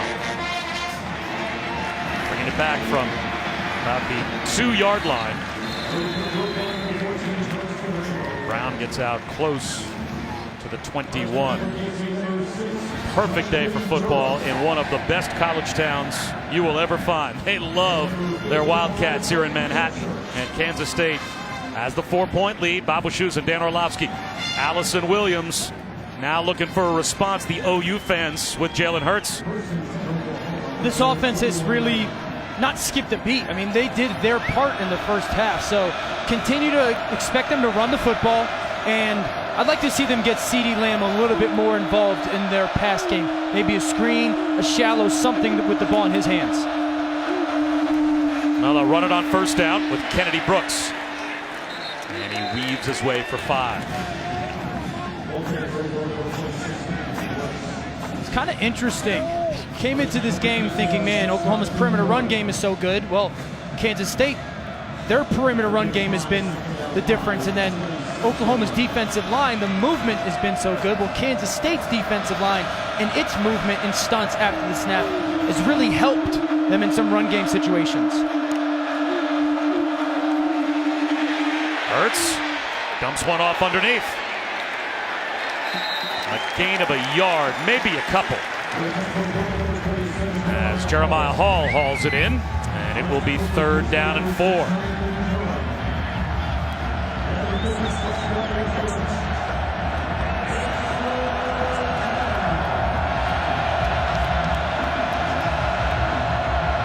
Got to have eyes on CeeDee Lamb. 3rd and 4. If you're going to play man coverage, where is number 2? And expect some kind of motion and try to get some rub by him. Here's CeeDee Lamb pre-snap. And he's got a safety tracking him. Instead, Hurts with a slant that's broken up. Eric Gallen drops back off the line and gets the pass defensed. It'll be a 3 and out for Oklahoma. The first punt of the day for the Sooners.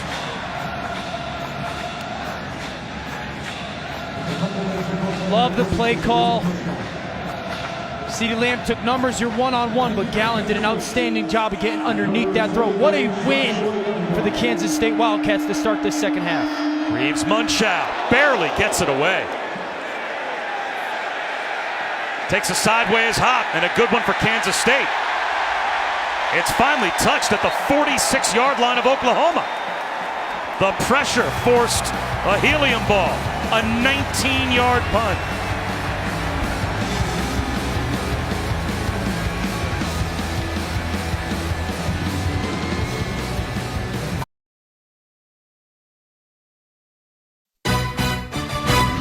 College football presented by TrackPhone on ABC, is brought to you by General Mills. Bring more to your game day with General Mills tailgate recipes.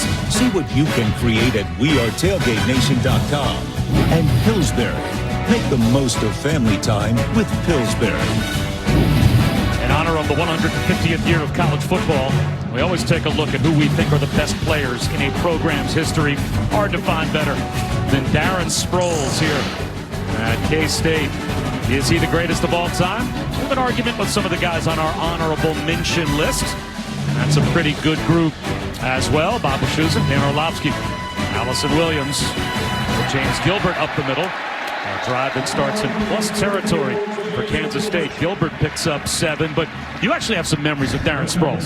So Darren Sproles and I came out of the draft together. We go to the Senior Bowl together, and I remember the first day I see Sproles, I go, there's no way this guy's going to play in the NFL, right? I mean, obviously I judged him off his size.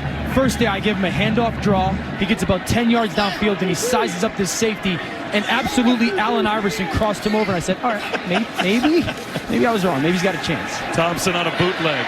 Hoists one downfield for Schoen. Drops it in.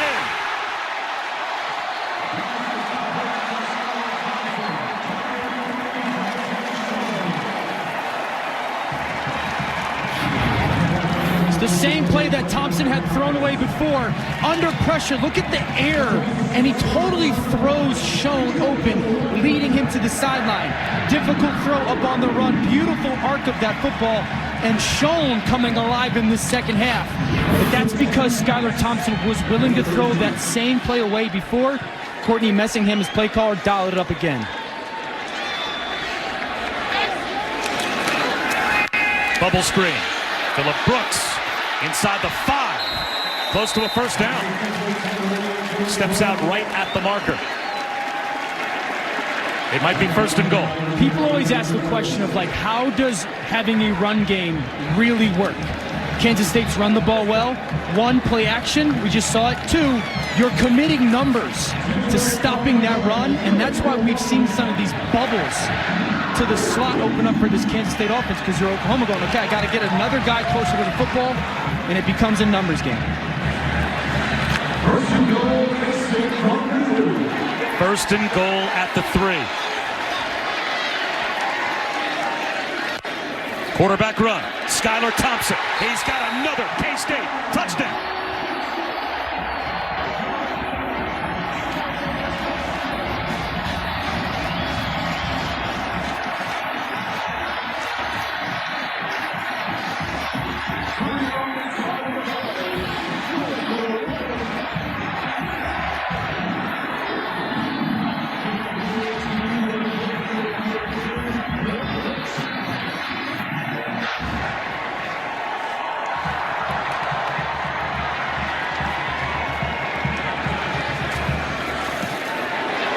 Number 5 is on the ropes, 34-23. Big play by the quarterback, some throws, some runs, and how about the quarterback power down to the red zone? Collapse the line, follow the pulling guard, get in the end zone, your coach, get up. Wildcat on top.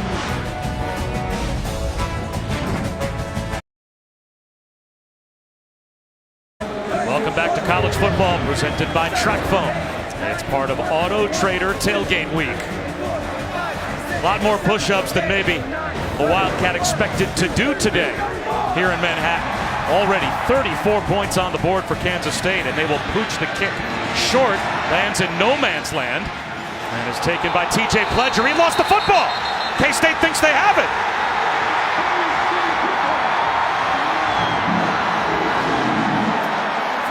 A turnover on special teams by Oklahoma.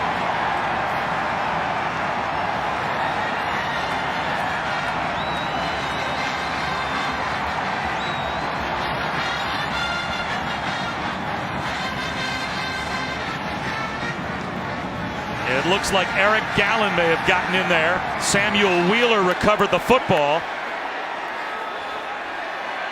The officials have already signaled that it belongs to Kansas State.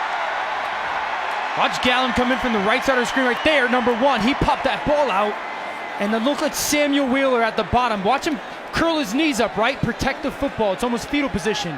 You curl your knees up to protect it. Timeout. or an injured player.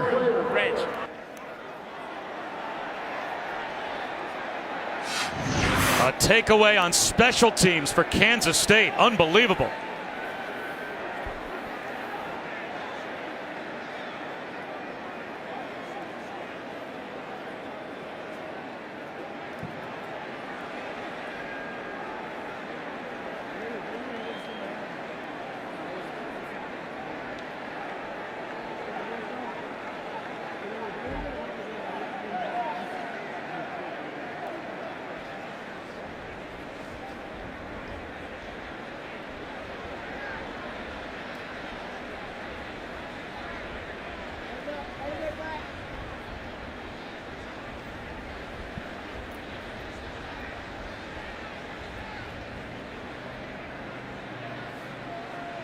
All right, Kevin, thanks very much.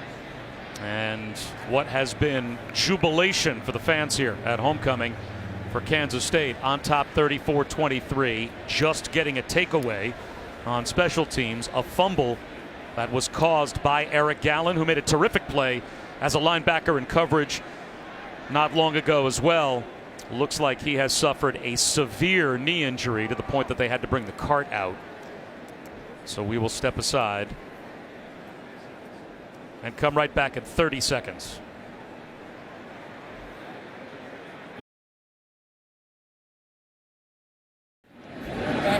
Again, Bob Wischusen, Dan Orlovsky, Allison Williams back here in Manhattan. And trust us when we tell you that Eric Gallen, linebacker, and the transfer from Virginia, suffered what appeared to be a severe knee injury. And his teammates that were around him that saw it happen reacted. And there is no reason for us to show you a replay. But what has been a celebration of Kansas State football, and a tough atmosphere for Oklahoma to play in, has gone from loud to very, very quiet as they have brought the cart out, and they are going to bring Eric Gallen off the field as soon as they get him stabilized.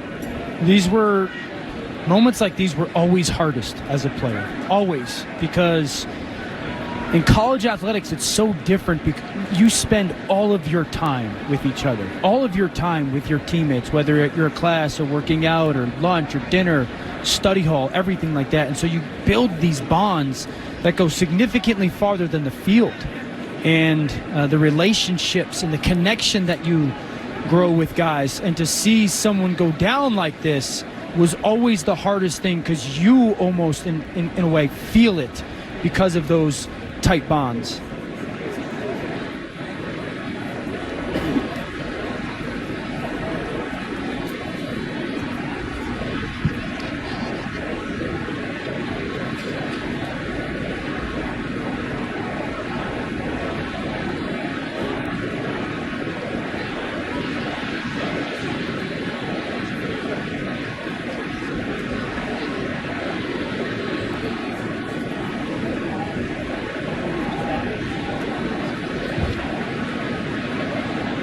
And it looks like they may finally have stabilized Eric Gallen to the point that they're going to be able to move him and get him up on the cart and bring him back to the locker room.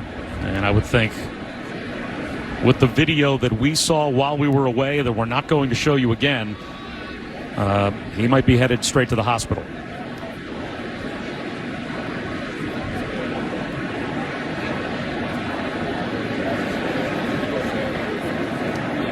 And that is a concerned head coach, Chris Kleiman, as he's keeping an eye on Eric Gallen. And at some point after they are able to get Gallen off on the cart, Chris Kleiman then has to go back over to his football team and take them from this back to the intensity of a game where they're trying to pull off a major upset. Yeah, and that's leadership will come into play. You know, it's a difficult situation as a head coach, because you have to be vulnerable to the moment, right? Vulnerable to one of your players getting hurt, and at the same time try and reset your football team and its players' mindset. But they have seen 5 seniors across their offensive line. That's who will be turned to. They have a junior quarterback that has started a ton of football games. They have a couple senior receivers, senior tailback. They've got leadership to handle this.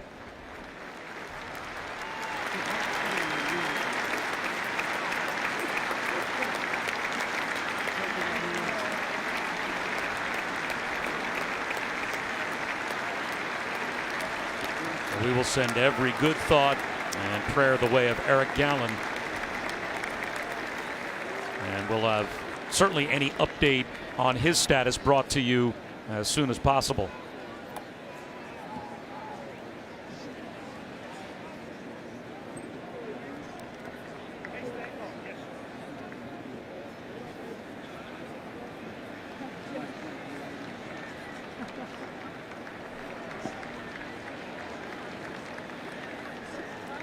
And I'm not sure if you could see a moment ago as Gallen is loaded onto the cart, one of, after he was on the cart, first to go over and try and pat him on the chest and wish him well was Lincoln Riley. Classy. Great job by both medical staffs as well. They were on top of that, cleared everybody away so they could do their job in a timely fashion. And guys, there is a hospital directly across the street from the stadium here, Cincy and Via Christi, and that's where he will be taken for further evaluation.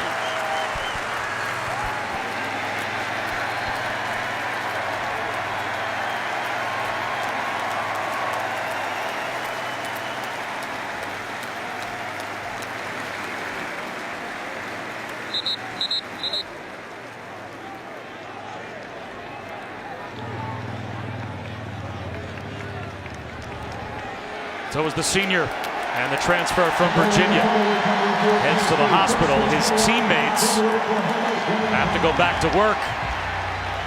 And what an opportunity they have off the fumble recovery on the kickoff return. Trying to extend an 11-point lead.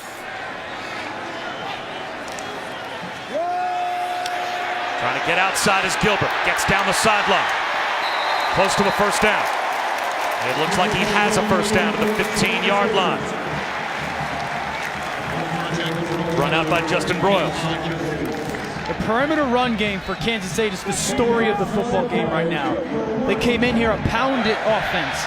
Let's run in between the tackles. They saw something on tape that they wanted to take advantage of, and it is getting the ball outside. They've done an outstanding job of cutting, and they're lined up in the same formation. Look at this formation. You got your quarterback with almost a triangle formation with the backs. Play action off of it. Thompson under pressure, and he's going to go down. So the play action didn't fool the front for Oklahoma. They couldn't hold up, and LaRon Stokes, he got through, a loss of 7.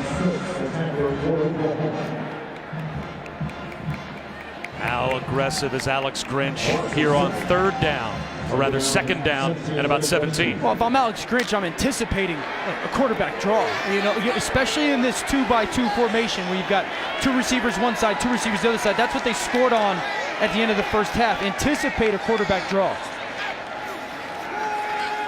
Thompson to throw instead. Down inside the 5-yard line to Wheeler.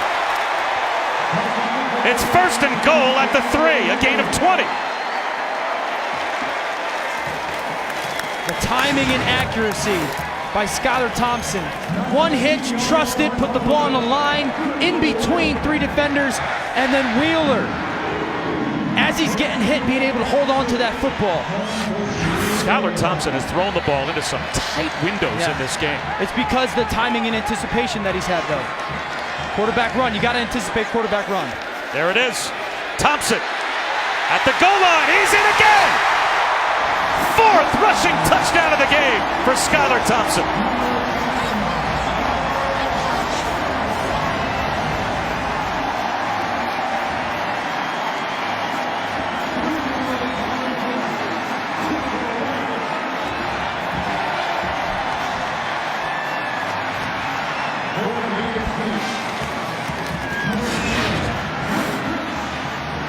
Beautiful job by Thompson, seeing the safety fold in. He bounces out and uses that speed.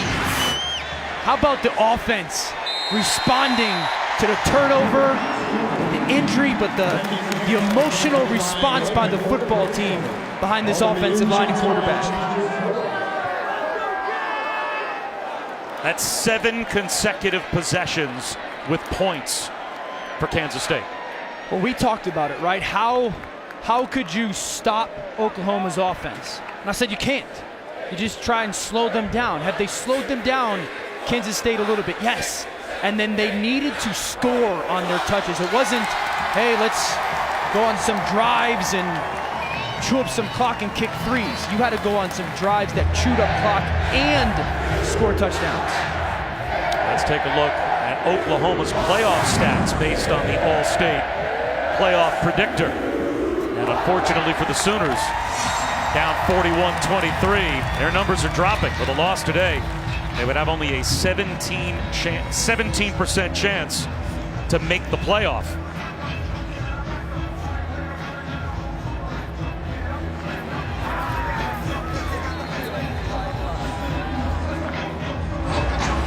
Guys, this Kansas State offense is doing exactly what their coaches have been challenging them to, and that's to be the aggressor. Each unit was told that. The running backs were told to keep going right at them.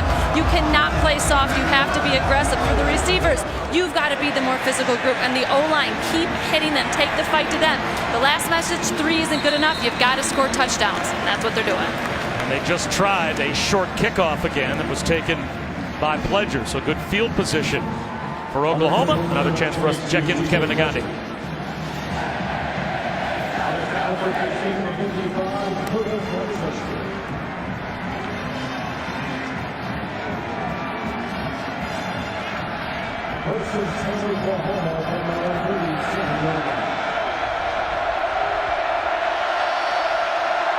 Could be another shakeup with flags down in the top 10.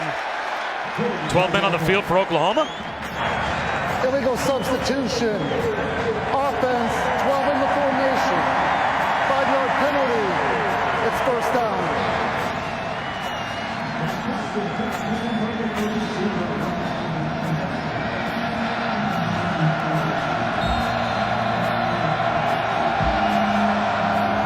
First and 15.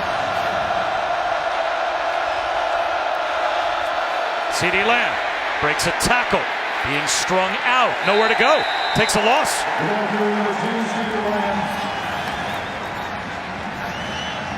What an outstanding job by Walter Neal. We've talked about some of the corners, A.J. Parker, his willingness to tackle, Walter Neal's willingness to be an aggressor, force CeeDee Lamb to have to run the hump.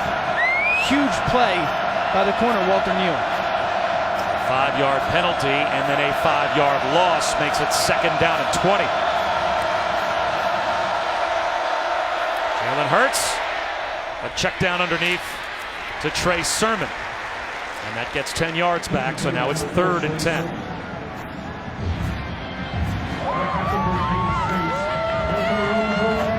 You've got to anticipate if you're Oklahoma that Kansas State is going to play some coverage, a cover 2 that they love. 2 options. You put someone running down the middle of the field, just like before the half. If they don't cover it, you throw it to the back shoulder or the helmet of the defender, or someone down the sideline to see if that safety collapses over the top. Hurts under pressure, avoids a sack, tries to stay on his feet. He's going to get stood up near the line of scrimmage. Picked up a couple of yards, but it'll be 4th down and 9.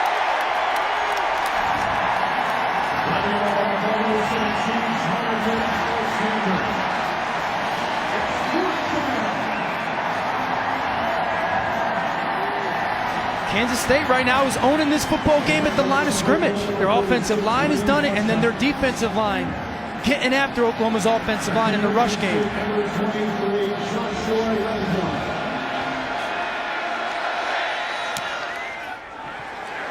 Youngblood with an immediate fair catch. Inside his own 30-yard line, a 36-yard punt for Munchausen. Well, today we'll have a college football doubleheader for you on the ACC network and on the ESPN app. Virginia, leaders in the Coastal, take on 4-3 Louisville at 3:30 Eastern, and then number 4 Clemson in Death Valley later on tonight against Boston College. That's our ACC network primetime matchup presented by Geico.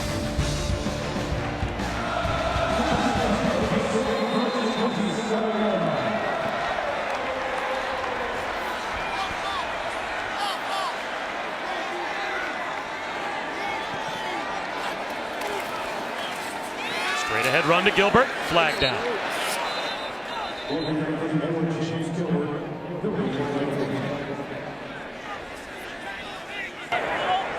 Personal foul, chop block. Offense, number 87 and number 36 will be penalized half the distance to the goal. Replay, first down. David Agwebu, the freshman linebacker for Oklahoma, was engaged and then cut by Nick Lenners. That's a huge call. That could short-circuit this drive altogether for Kansas State. And they need Oklahoma something to turn things around defensively. Well, they've been so good on first down. And to your point, Bob, now 1st and 25, obviously an incredibly different experience than 1st and 10. But it's a dangerous position for this Oklahoma defense because at some point, you're going to have to start taking some gambles. And if Kansas State calculates right, they can hurt you. Nowhere to go as Kenneth Murray was all over Gilbert. No gain on first down. The leaders of this Oklahoma defense starting to get pretty vocal when they were on the sideline. Neville Gallimore telling us, guys, you got to dig deep. We pride ourselves on how we deal with adversity. This is it. How do we respond? And a lot of talk, guys, about coming up with a takeaway. Remember, 3 games prior to this, they have not had a takeaway. So they know they need a big play, potentially a turnover, to try and turn things around. I mean, they haven't had tackles for loss today either. I mean, 2 things that they pride themselves on have not happened for this defense today. Dalton Schoen out of bounds at the 23-yard line, forced out by Jaden Davis, picked up 9. 2.5 minutes to go in the 3rd quarter. But a 3-possession game. Lincoln Riley, his offense needs the ball back, and they need multiple possessions. So these kinds of stops are the ones you have to have. Yeah, and it's big here for Kansas State to anticipate what Oklahoma's going to do defensively. I think Oklahoma's going to line up with 1 safety in the middle of the field, pressure the quarterback, and play man-to-man. Look for 83, Dalton Schoen. He's in the slot right here. You love that matchup. He's having a big opportunity afternoon right now. Only a 3-man rush. Down the sideline, making a stumbling catch is Jordan Brown. And that is good for a first down, another 3rd and long conversion for Kansas State. They play cover 2. Skylar Thompson sees the corner. No hesitation, the corner drives the out. That leaves that honey hole shot down the sideline. Beautiful throw to the running back. A lot of times when you put a running back out there, corners won't pay attention to him. They put the running back out there. Davis was extra aggressive to the slot. Beautiful throw.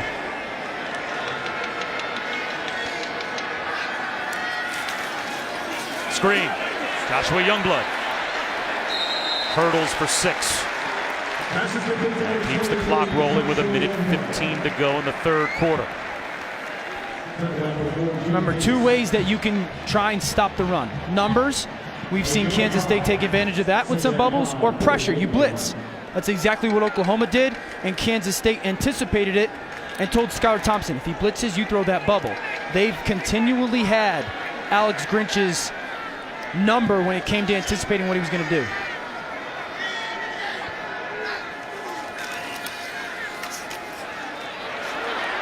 Trying to drag his way for yardage is Gilbert, brought down at the line of scrimmage. And they will have to run 1 more play before the end of the quarter. They should have, waited another 4 or 5 seconds till they snapped that ball, and then they would have let the quarter bleed down and gained a timeout on this 3rd and 5. Now you're going to have to snap it. So last 3rd down, Oklahoma played cover 2. I still think they're going to come after you, play man-to-man coverage. I would keep my eyes on Dalton Schoen or Joaquin Gill. Gilbert limped off. Quarterback run. Skylar Thompson right up the middle. Easily picking up a 3rd down conversion and a first down. 15 yards. And that takes us to the 4th quarter. Can you believe what we're watching here in Manhattan?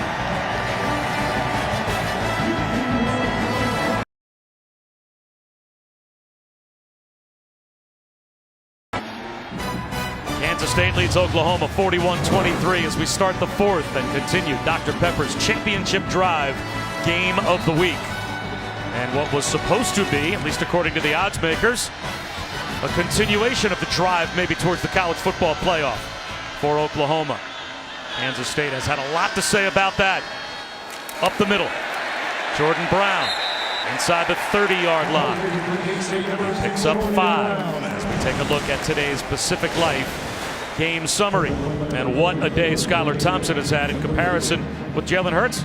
The biggest thing that Skylar Thompson has done is when they've needed him, he's shown up.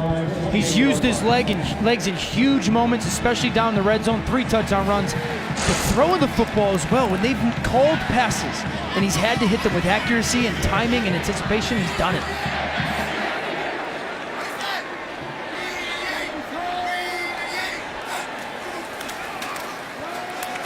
Brown again. Close to a first down again, about a yard shy. Well, the big plays today certainly have been the trick play tried by Oklahoma, the discipline by Kansas State's defense for the pick.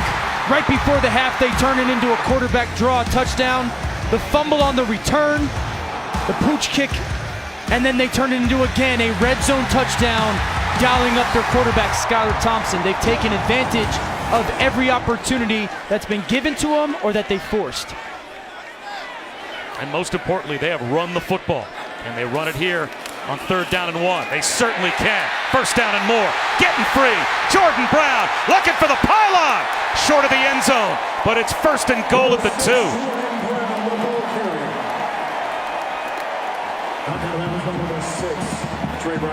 They are just running power at Oklahoma. You block down on one side, you pull a guard all the way around, and the running back's vision, the cutback has been there so much. I am blown away by how soft Oklahoma's defense looks up front. They looked soft, and they're getting pushed around by Kansas State's offensive line. James Gilbert gets back in the game as the I-back. He gets the handoff, and he gets a walk-in touchdown.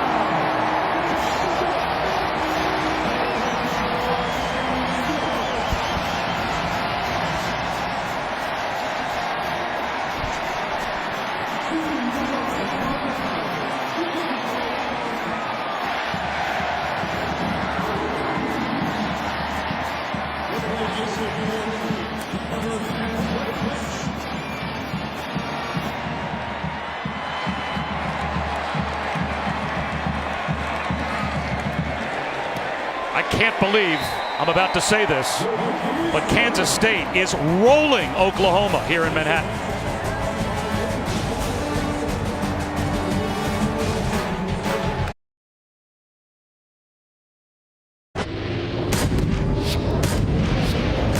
ESPN, home of the college football playoff. Here's a look at this week's college football playoff rankings brought to you by Northwestern Mutual. And the eye-opening scores: Ohio State dominant over Wisconsin, but Oklahoma at number 5, trailing big against Kansas State. Look at the AP voters and how they split among the top 4. A fair number of first-place votes for all 4 teams in the top 4 as Pledger tries to bring one back and gets out to the 31-yard line. Back to Kevin Nagandi.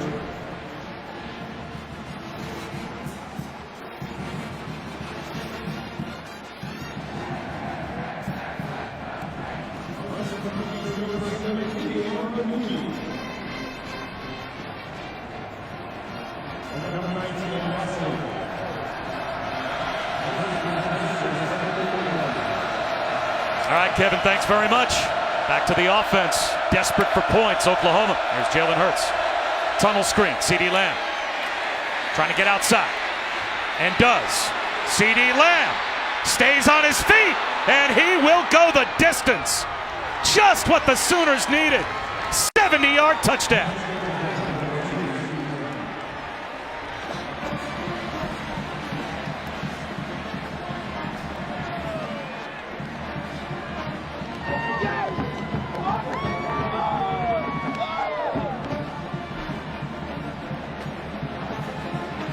Any surprise here that Oklahoma's not going to go for 2? They're going to kick a point to cut the lead to 18. I guess they feel like they don't need to go for 2 yet. It's Burkich. One play for Oklahoma. They breathe a little life back into the game.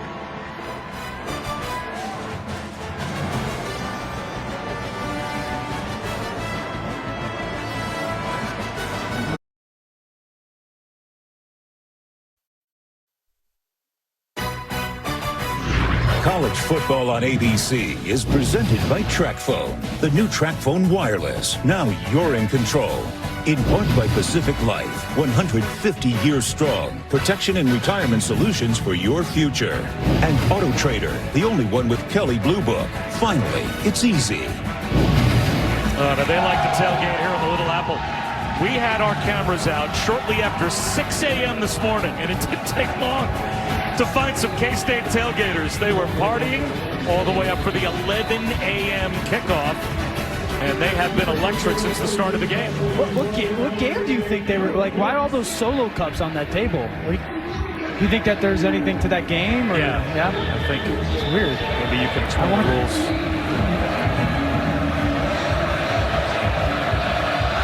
This next possession for Kansas State may be what determines whether or not we have a football game. Can Oklahoma get the immediate stop and get the ball back to their offense, just having scored a 70-yard touchdown? And if I'm Chris Kleiman and I'm going to my offense, I'm going, listen, we're going to do what we've been doing. We've got 48 on the board. They have not stopped us. So you got to make sure their mindset is to stay aggressive. It's not, they just scored, we've got to protect the football. Let's go stay aggressive. Continue to run the football. Running backs, trust your eyes. And then Skylar Thompson, we believe that you'll make the right play. You continue to call plays that way. As you saw, Oklahoma with 22 consecutive true road wins. The next longest active road winning streak, Clemson, with 10 road wins. And Jordan Brown goes backwards on first down, exactly what the Sooners need to try to get the ball back to their offense as fast as possible. One of those TFLs, we haven't had those. Certainly Oklahoma's defense has not had those over the last couple of quarters as Kansas State has built this lead. You've got to be alert here, though. Because Skylar Thompson's legs have become such a weapon, if you're Alex Grinch, you're thinking, okay, I got to make sure I spy him. And if you're Kansas State, I'd run the ball here. I'd run the ball to the perimeter and see if Oklahoma will show me they can stop that run game. Back to the full house backfield, and there goes Jordan Brown into the secondary for a first down.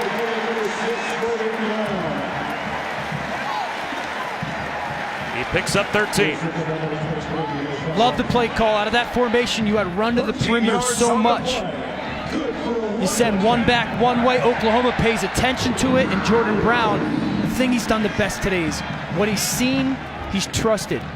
Running backs run with their eyes. When you see a hole, you put your foot in the ground and get downhill. Kansas State averages 34-11 in time of possession, 5th best in America. They're going to go over that on this drive. Brown up the middle for a half yard, maybe. At the bottom of the pile, once again, LaRon Stokes. Also helping out on the stop, Marquez Overton, who has been a big factor for Oklahoma in the middle of their defensive line. When you're telling your quarterback, Skylar Thompson, this is important for him to bleed this clock. I mean, you start almost a 4-minute drill now where you're not snapping this ball before 3 or 4 seconds. You're calling run plays. There's that full house triangle backfield again, but he's bleed this clock down. Takes the snap with about 6 on the play clock here and keeps it himself. Skylar Thompson. A yard and a half shy of the first down. Now they'll mark him down at the 42. So it's about 3 yards shy of a first down. So a very important 3rd and 3 coming up. 7-yard gain for down 3 from the 42. And if you're Alex Grinch as a defensive coordinator, your hands are tied almost in this moment. You have to play man coverage and you have to pressure the quarterback. Now the big thing is making sure you tell blitzers, eyes on. You're not just blitzing blind. You got to keep eyes on the quarterback. Seems tailor-made for play action. Yeah. If you went that route. Nope, it's a handoff and a nice jump cut by Harry Trotter, but he's a half yard shy.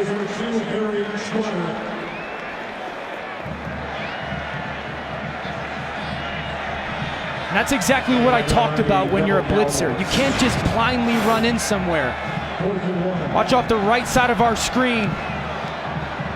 The blitzer makes him cut, and Gallimore came off the block in a massive stop for Oklahoma's defense. The first punt since the first possession of the game for Kansas State. And I think it's the right, the punting here is the right call by Chris Kleinman. Spiraling kick from Anktel up against the sideline and away from CeeDee Lamb. And it's out of bounds, touched at about the 10-yard line.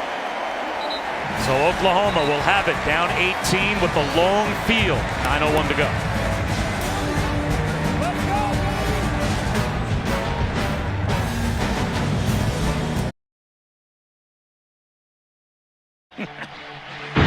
Back in Manhattan, the story for Kansas State is its offensive line, starting with their center, Adam Holtorf. Look at the awesome job of anticipating an angle, getting on the outside of the defender, forcing that defender to go underneath, and then the collapse by the offensive line from one side. That gives Jordan Brown, the tailback, the ability to cut back, and a coach going, hey man, great drive, fellas. We're going to need one more. We're going to put this game on your back. Jalen Hurts with a cutback. And something interesting you said earlier, in spite of the fact that this is the #1 offense in America, points scored and total yards, they're not built necessarily, Oklahoma, to come from behind in fashion like this. No, because the explosive plays come from their run game. They get the run game going so much that all the play action pass opens up these huge chunk plays. They're not a drop back, chuck it all over the place, explosive pass game. They're built to be in control and use their play action game for their chunk offense.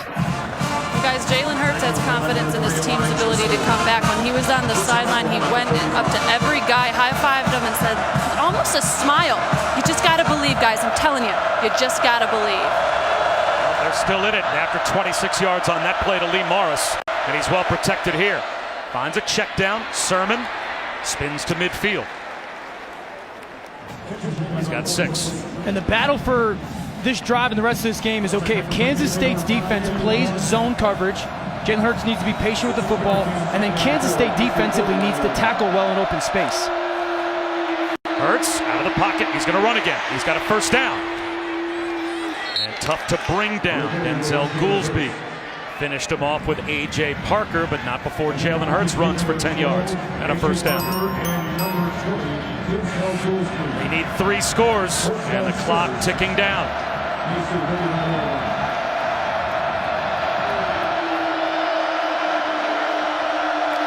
Kansas State brings pressure. Hurts throws behind it to CeeDee Lamb. That's good for 11, and another Oklahoma first down. Nice job by Jalen Hurts. Kansas State decides to gamble. We're going to pressure him, and instead of trying to hold the ball and make something happen, kicks it out to CeeDee Lamb. Hurts fires one high up the seam, incomplete. He had Morris running right along the hash marks and just airmailed him.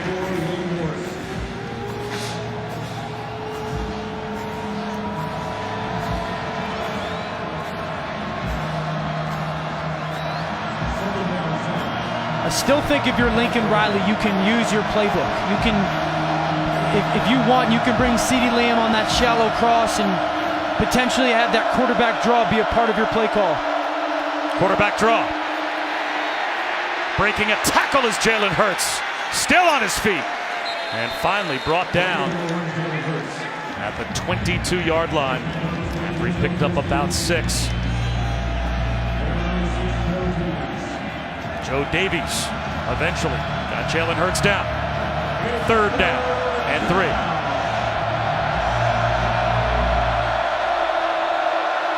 CeeDee Lamb right there. Pay attention to him if they bring him in motion. Hurts over the middle. That's a first down catch inside the 10-yard line. Charleston Rambo shows up for the first time in a while. It's 1st and goal at the 9, 6:23 to go. Good job moving the pocket, and Rambo wrapping right behind those linebackers, and patience by Hurts. Quarterback draw. Hurts at the 5 to the goal line. Is he short? He is. It'll be 2nd down and goal inside the 1, and this is costing Oklahoma time. They have to get in the end zone as quickly as possible. They should just get up to the line of scrimmage. You see Hurts there. They should get up to the line of scrimmage and quick quarterback sneak this. He may have been in. Instead, it is a quarterback sneak. Hurts pushes the pile, and that looks like it gets him across the goal line. No signal as of yet from the officials. There's the touchdown call. And the Sooners back-to-back touchdowns. 5:36 to go, and it's not over yet.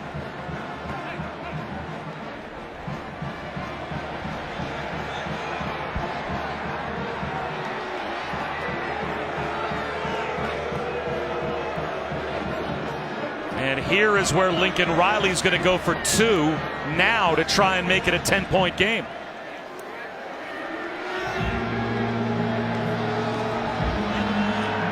I guess he feels like his team is rolling, and now's the time to try for 2. Let's keep our eyes on this bunch set right here. Kansas State's going to play zone. Hurts looking to throw back in the end zone. Fires a bullet back in the end zone to C.D. Lamb, and he's got it. 5:36 remaining, and it's 48-38. Will we have a wild finish? We're about to find out.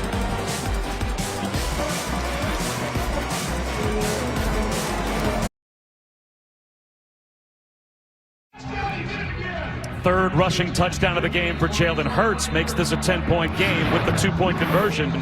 But watch as we zoom in on the center exchange. Watch the football. Oh boy, that is a fortunate bounce. He lost it for a moment, got it back, and snuck it across. And Oklahoma will kick it deep. Kansas State had a hands team out there just in case. So it will come out to the 25-yard line after we check in again with Kevin.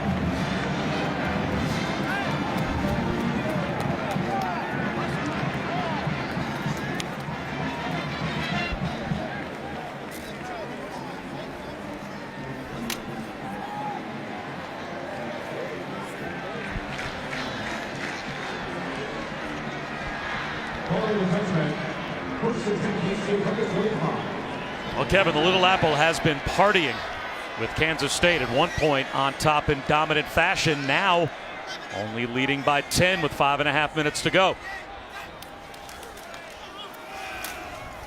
Right into the heart of the defense goes James Gilbert for no gain. Well, this season, for every field goal and extra point made by participating universities, Allstate will make a contribution to the university's general scholarship fund. We thank Allstate. Bob Wischusen, Dan Orlovsky, Allison Williams. Jalen Hurts can do nothing but wait, see if his defense can get him the ball back. Would you throw the ball at some point if you're Skylar Thompson? I'm not on this play. This play is going to be a run play for me. It's been the bread and butter for me today. At some point, the ball is going to have to go in the air, yes. Cut back up the middle. And it looks like shaken up on the play is Jordan Brown. And Lincoln Riley called a timeout, trying to preserve clock.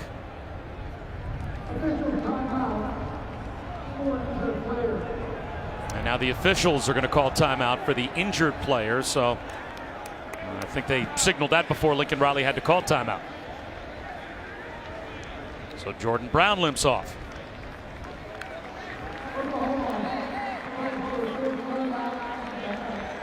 And it looks like Lincoln Riley is going to stay with his timeout because they would start to wind the clock again. And so now 3rd down and 7. And Dan, to me, this is where a play call gets interesting for a team that you know is just trying to hang on and make a first down. If you run the football here, you'd force Lincoln Riley maybe to call another timeout.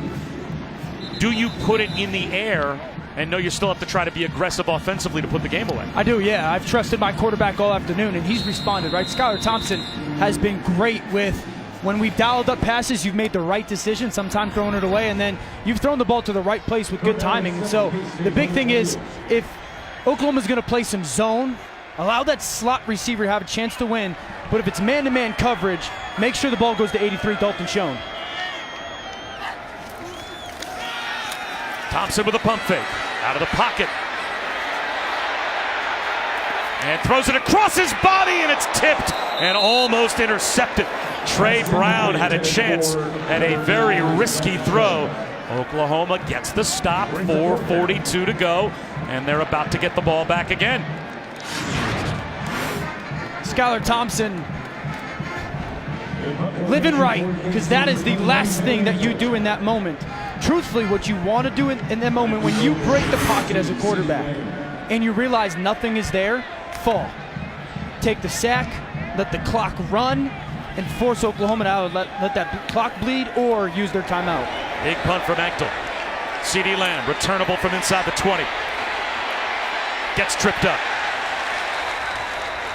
Still got it out to about the 28-yard line after a 55-yard punt. Well, Notre Dame takes on Jim Harbaugh, number 19 Michigan, at the Big House, 7:30 Eastern on ABC and the ESPN app. It's Saturday Night Football, presented by Bass Pro Shops and Cabela's. Notre Dame looking for their first win in Ann Arbor since 2005. It's a big one tonight at the Big House.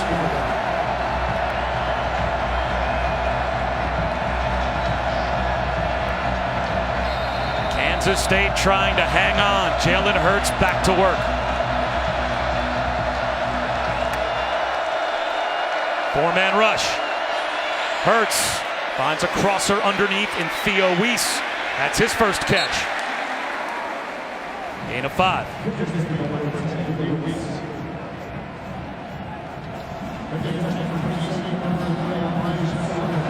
If you're Kansas State right now, you can't sit back and play any more soft zone. Jalen Hurts is eating it up right now. You're going to have to be willing to play some single high safety man. He's under pressure here. Scrambles forward, and it looks as if he's got a first down. And at least for the moment, that will stop the clock for Oklahoma. Guys, Hurts' demeanor when he's on the sideline is unlike really any other quarterback I've seen in this kind of situation. I mean, it's like he thrives on this pressure. He's like smiling. He told his guys, you got to love this. We're about to do this. He just acts so differently with the game on the line. There's such confidence there. He's got a national championship on his resume. Dodging tacklers here, and down he goes. That time pressure came. Elijah Sullivan tripped him up near the line.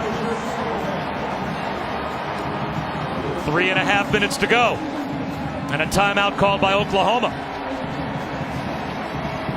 They did a great job because they played some man and allows their pass rushers to feel some energy.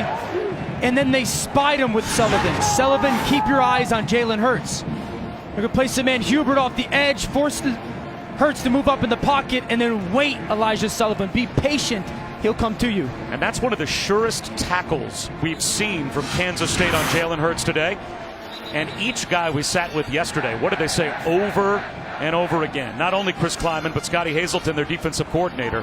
We have been terrible at tackling through the first month and a half of our season. They knew that was going to be a key. And they went like football 101, right? They walked through. Where's your eyes? Where's your target? How do you bend? That Elijah Sullivan, to your point, Bob, it was picture perfect right there. So Oklahoma down to only one timeout remaining. The pocket pushed, and Hurts flushed. Throws it to a wide open Nick Basquin. And he's got a first down to midfield. Stops the clock with a gain of 13.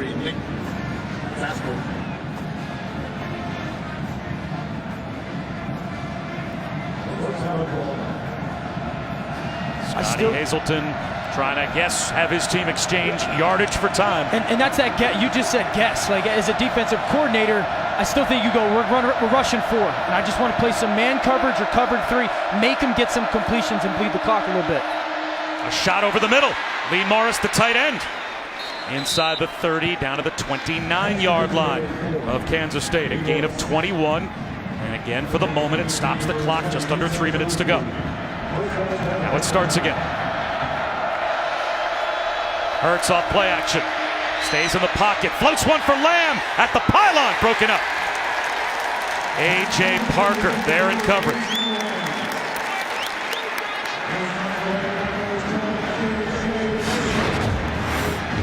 Nice job by A.J. Parker. Play through the football. Get your right hand up there. Good fight for the football by both Parker and CeeDee Lamb. That's a corner that didn't have a Power 5 offer out of high school against a guy that's probably going to go in the top 10 of the draft.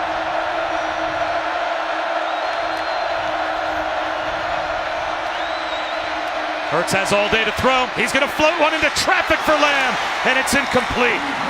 Jerron McPherson had a chance at a pick. 3rd down and 10.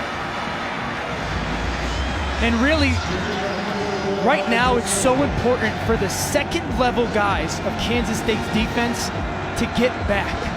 You don't want to drop to 8 yards and have the ball go up over your heads. Get to 10, 11, 12 yards where McPherson just was and make Jalen Hurts throw the ball in front of you, come up and tackle.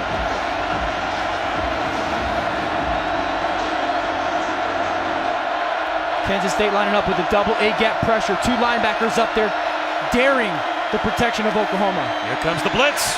Hurts out of the pocket. Finds an outlet receiver. Drake stoops. Flag down late.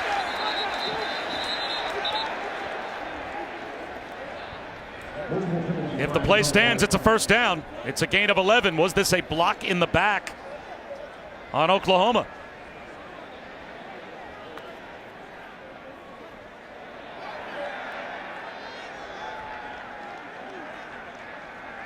It is against OU. And Lincoln Riley tells his guys, it's okay, settle down.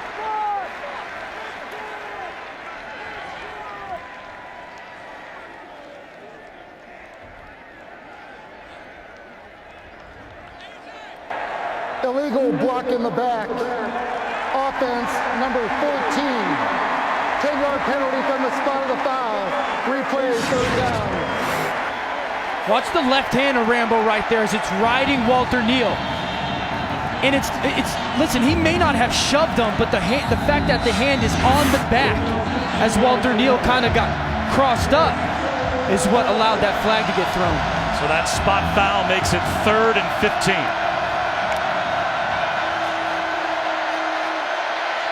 Hurts out of the pocket again. Throws one way across the field, across his body. CeeDee Lamb finds it somehow. And now a decision to make. You need a field goal. 2 minutes to go in the game as Lamb is brought down. It's 4th down and 3. Would you not try the field goal here? Absolutely, I would kick the field goal here. I just went for 2 to make sure that the field goal came into play. Lincoln Riley all the way down to call his final timeout with 1:49 remaining.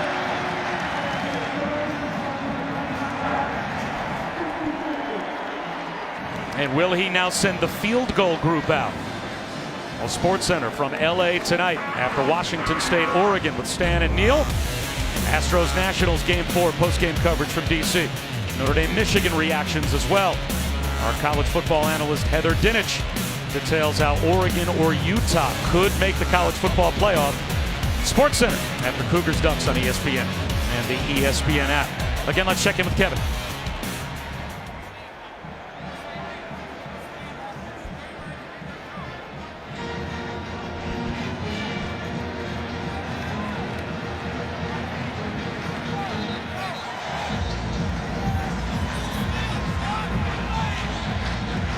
All right, Kevin, thanks very much. So here is the field goal group then coming out for Oklahoma. Now, was that a game management mistake by Lincoln Riley?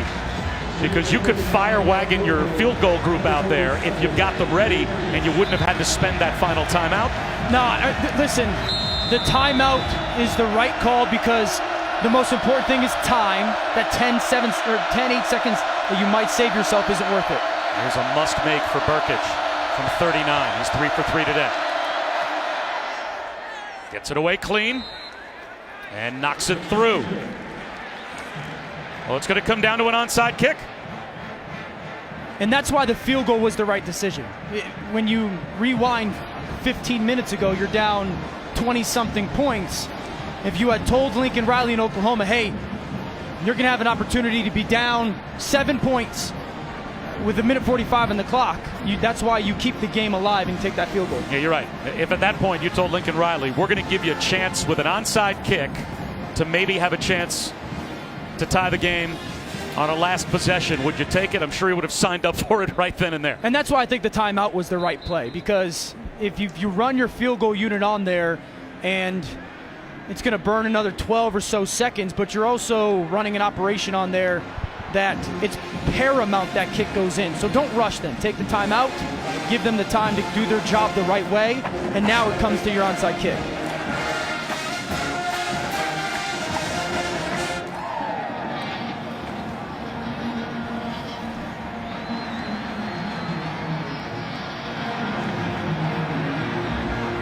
Dalton Schoen on one side, Landry Weber on the other.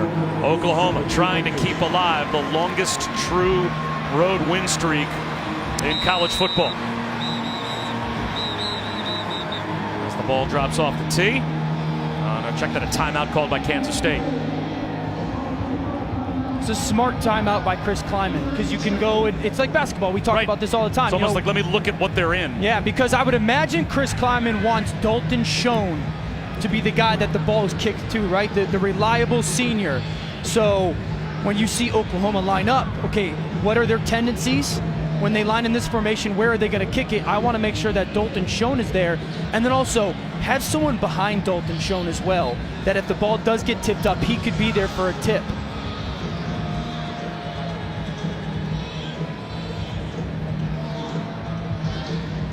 So Burkich will kick it, and Schoen will line up on the far side left. Landry Weber, another wide receiver, had lined up on the near side right. Those look to be the two guys that the trust will be put in by Kansas State to field the onside kick.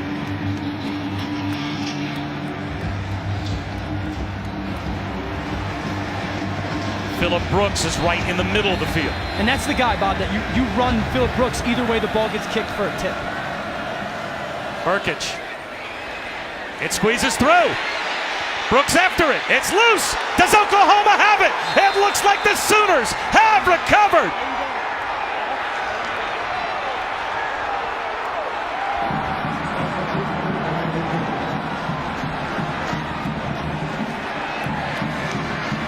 Braden Willis, the tight end, at the bottom of the pile with the football.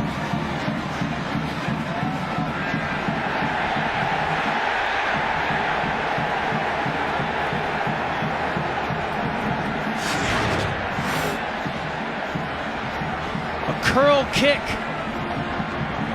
The question is, was the ball touched by a Sooner before it traveled 10 yards? Is a kick with a legal recovery by Oklahoma. The previous play is under further review. And it's so hard to tell if that's just a wild football bounce or if this touches an Oklahoma player before it goes 10 yards. Right there. I mean, that ball ricocheted so hard that it certainly hit someone. Well, if you're going to say it hit someone, it's hard to say it didn't hit an Oklahoma player. It hits the right elbow. It looks like it hits the right elbow of the Oklahoma player right at like 9.5 yards.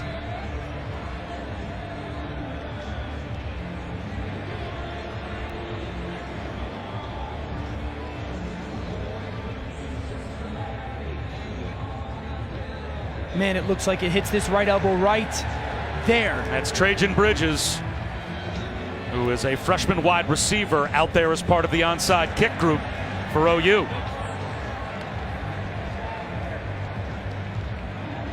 Maybe the right knee. Yep, you're right. That's a pretty conclusive look. Looks like it hits the right knee of Bridges. But where is he? Right? Where is the knee? It certainly hits him, but where is the knee when it actually hits him? Because it has to go 10, right? It has to go 10 yards before you can touch it. So if he's at 10 yards, then it's fine. It looked like he was short. I agree. Of 10 yards when the ball hit his right knee.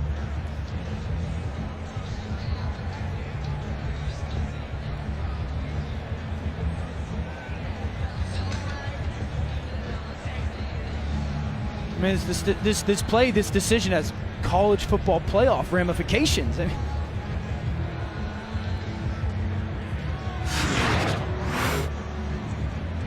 mean, Now we have synced up these replays. And if we determine that it does hit Bridges, boy, it looks like he is about a half yard or so shy. Yep. These two replays are synced up. So if on the right, when the ball makes contact, his body on the left is short of 10 yards, then those two synced up replays make it conclusive. And here's the reality. We have the technology for a reason, and it looks pretty clear that it hits him early. Like, the technology has to make the situation right. It's obvious that that ball hits Bridges before it ever went 10 yards.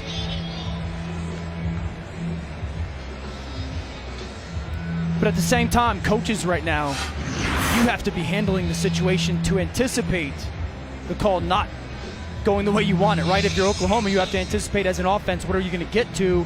And Kansas State needs to be talking to their defense in preparation that if they are going to rule it, right, an Oklahoma recovery. So your guys are ready for the moment. It does make it that much more important that the ruling on the field that sets the precedent that the replay must overturn is that Oklahoma recovered the ball.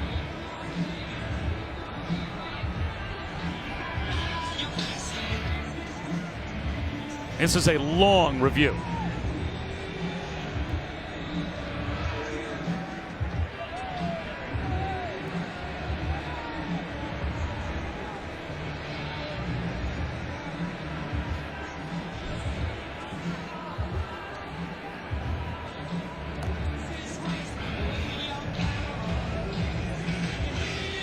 If we had to guess, this is going to be a ball touched before it went 10 yards by Trajan Bridges. I agree. A half yard makes a difference, right? I think this ball was touched early by Bridges, and it should be Kansas State football.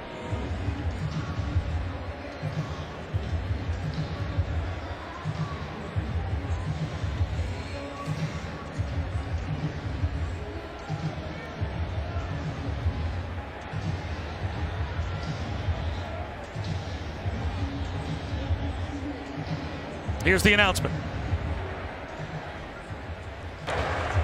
After review, the ball was illegally touched by number 8 of Oklahoma at the 34-yard line, 1 yard short of the receiver's restraining line. It'll be Kansas State's ball, 1st and 10 from the 44-yard line. And that will do it. For Kansas State, it is victory formation with Oklahoma out of timeouts.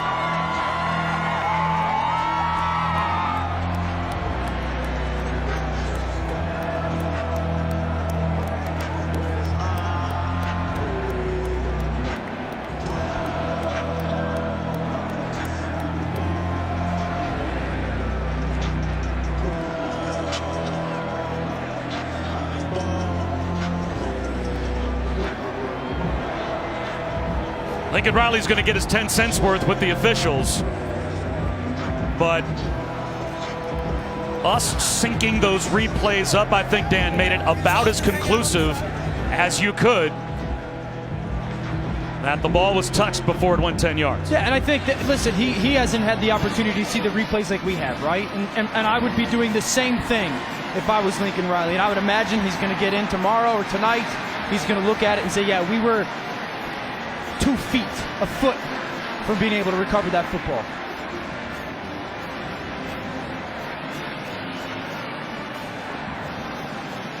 Lincoln Riley, his only access to the view is on the Jumbotron. And so on the Jumbotron, it looks like 10 yards because it's bang, bang. With our technology and with television technology, you can show that it was touched too soon.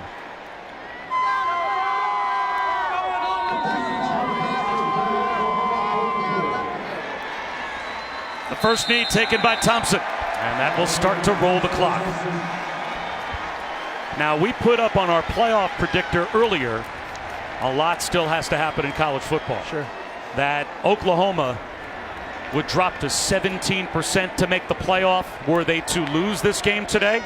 That's because they're not dead yet. There's a lot out in front of them. They could still win their league. Yep. And a lot of the teams that will now be ahead of them in the standings will play each other. There's a couple things. We came into this game after spending some time with Kansas State and reminding ourselves, and Chris Kleiman did this, they're a 4-2 football team. And they're a better football team than people might think. They had the blueprint of how to do it. We talked about long drives that equal touchdowns. But we had Clemson last week, and we talked about how hard it is for a coach to get your players who are 18 to 22 years old to show up every week, because you can get beat at any time. And we had Georgia with an upset earlier this year, and we said that Georgia deserved to win that football game that day. And I think the same could be said today. Kansas State deserved to win this game. And they end the true road winning streak for Oklahoma. What a win for Kansas State as they take down number 5.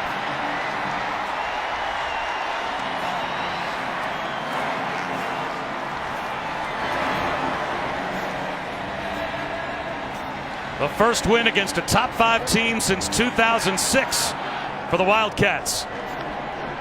And the first true signature win for Chris Kleiman.